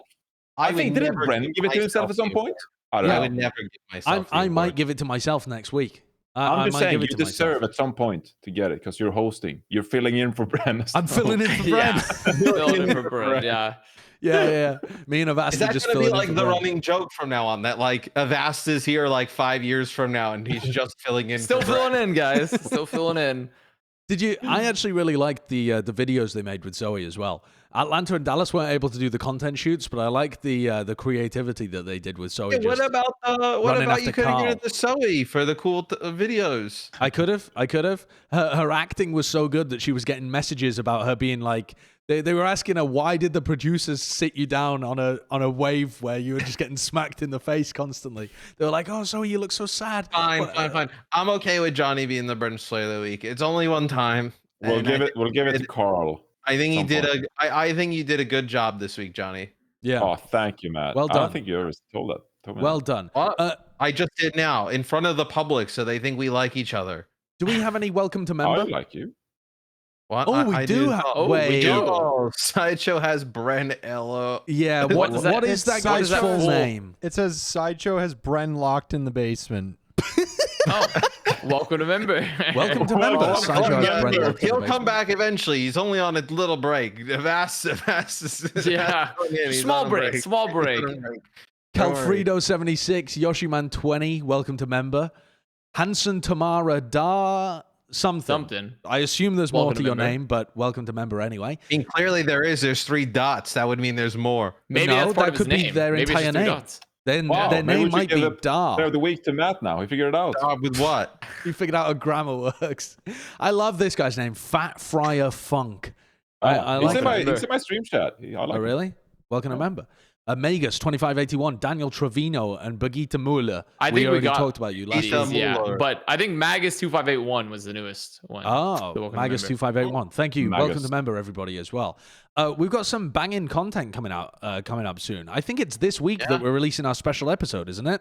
Yep, this Thursday. Can we talk about what it is? I feel like now's a good time to hype it up. Yep, go for it. Okay. We're in When control did you of say the we're episode, releasing it? Yeah. Thursday, because we're doing this stream on Wednesday, or Oh, yes. Yeah. So a quick reminder, Wednesday, 10 a.m. Pacific, we're going to be doing the live draw of hero pools. So you don't want to miss out on that. We're going to be doing a Marbles live stream. You can watch us cock it up and like ban all of your favorite heroes, and then you can be mad at us forever. But then on Thursday, you want to be subscribed to the channel and again still have notifications on, because we have the beginning of what we're hoping is going to be a monthly series on the run-up to the announcement of Overwatch 2. Now, we might be starting this series way too fucking early because we don't know when the hell it's coming out. But the idea is that to talk about the announcements as they happen, and we kicked it off with special guest Seagull. So Seagull was on the show. The episode is coming out on Thursday. It was like 2 hours long, I think, where we were just talking about everything involved with Overwatch 2 that has been released so far. A big old melting pot of ideas. Seagull always has a ton of takes on that kind of topic, so it was awesome to listen to. You guys are going to love it. And like I said, we'll hopefully have more community people on later, because the idea is to bring on guests and get kind of their feel. So we're going to be reaching out to different people at different ends of the community. If you have a comment of who you would like to see featured, be it like Stylosa, Fran, I don't know who else is around there, Emo. Have you got somebody... Who? The president. Yeah, Joe Biden. If you want to see president. Joe Biden on Plat Chat, post a comment. And yeah, we'll see what parts of the community we can get in touch with to get a wide range of thoughts as Overwatch 2 approaches on the distant horizon. But that's it for episode 96. We'll see you on Wednesday, actually, live. Bye. Yeah.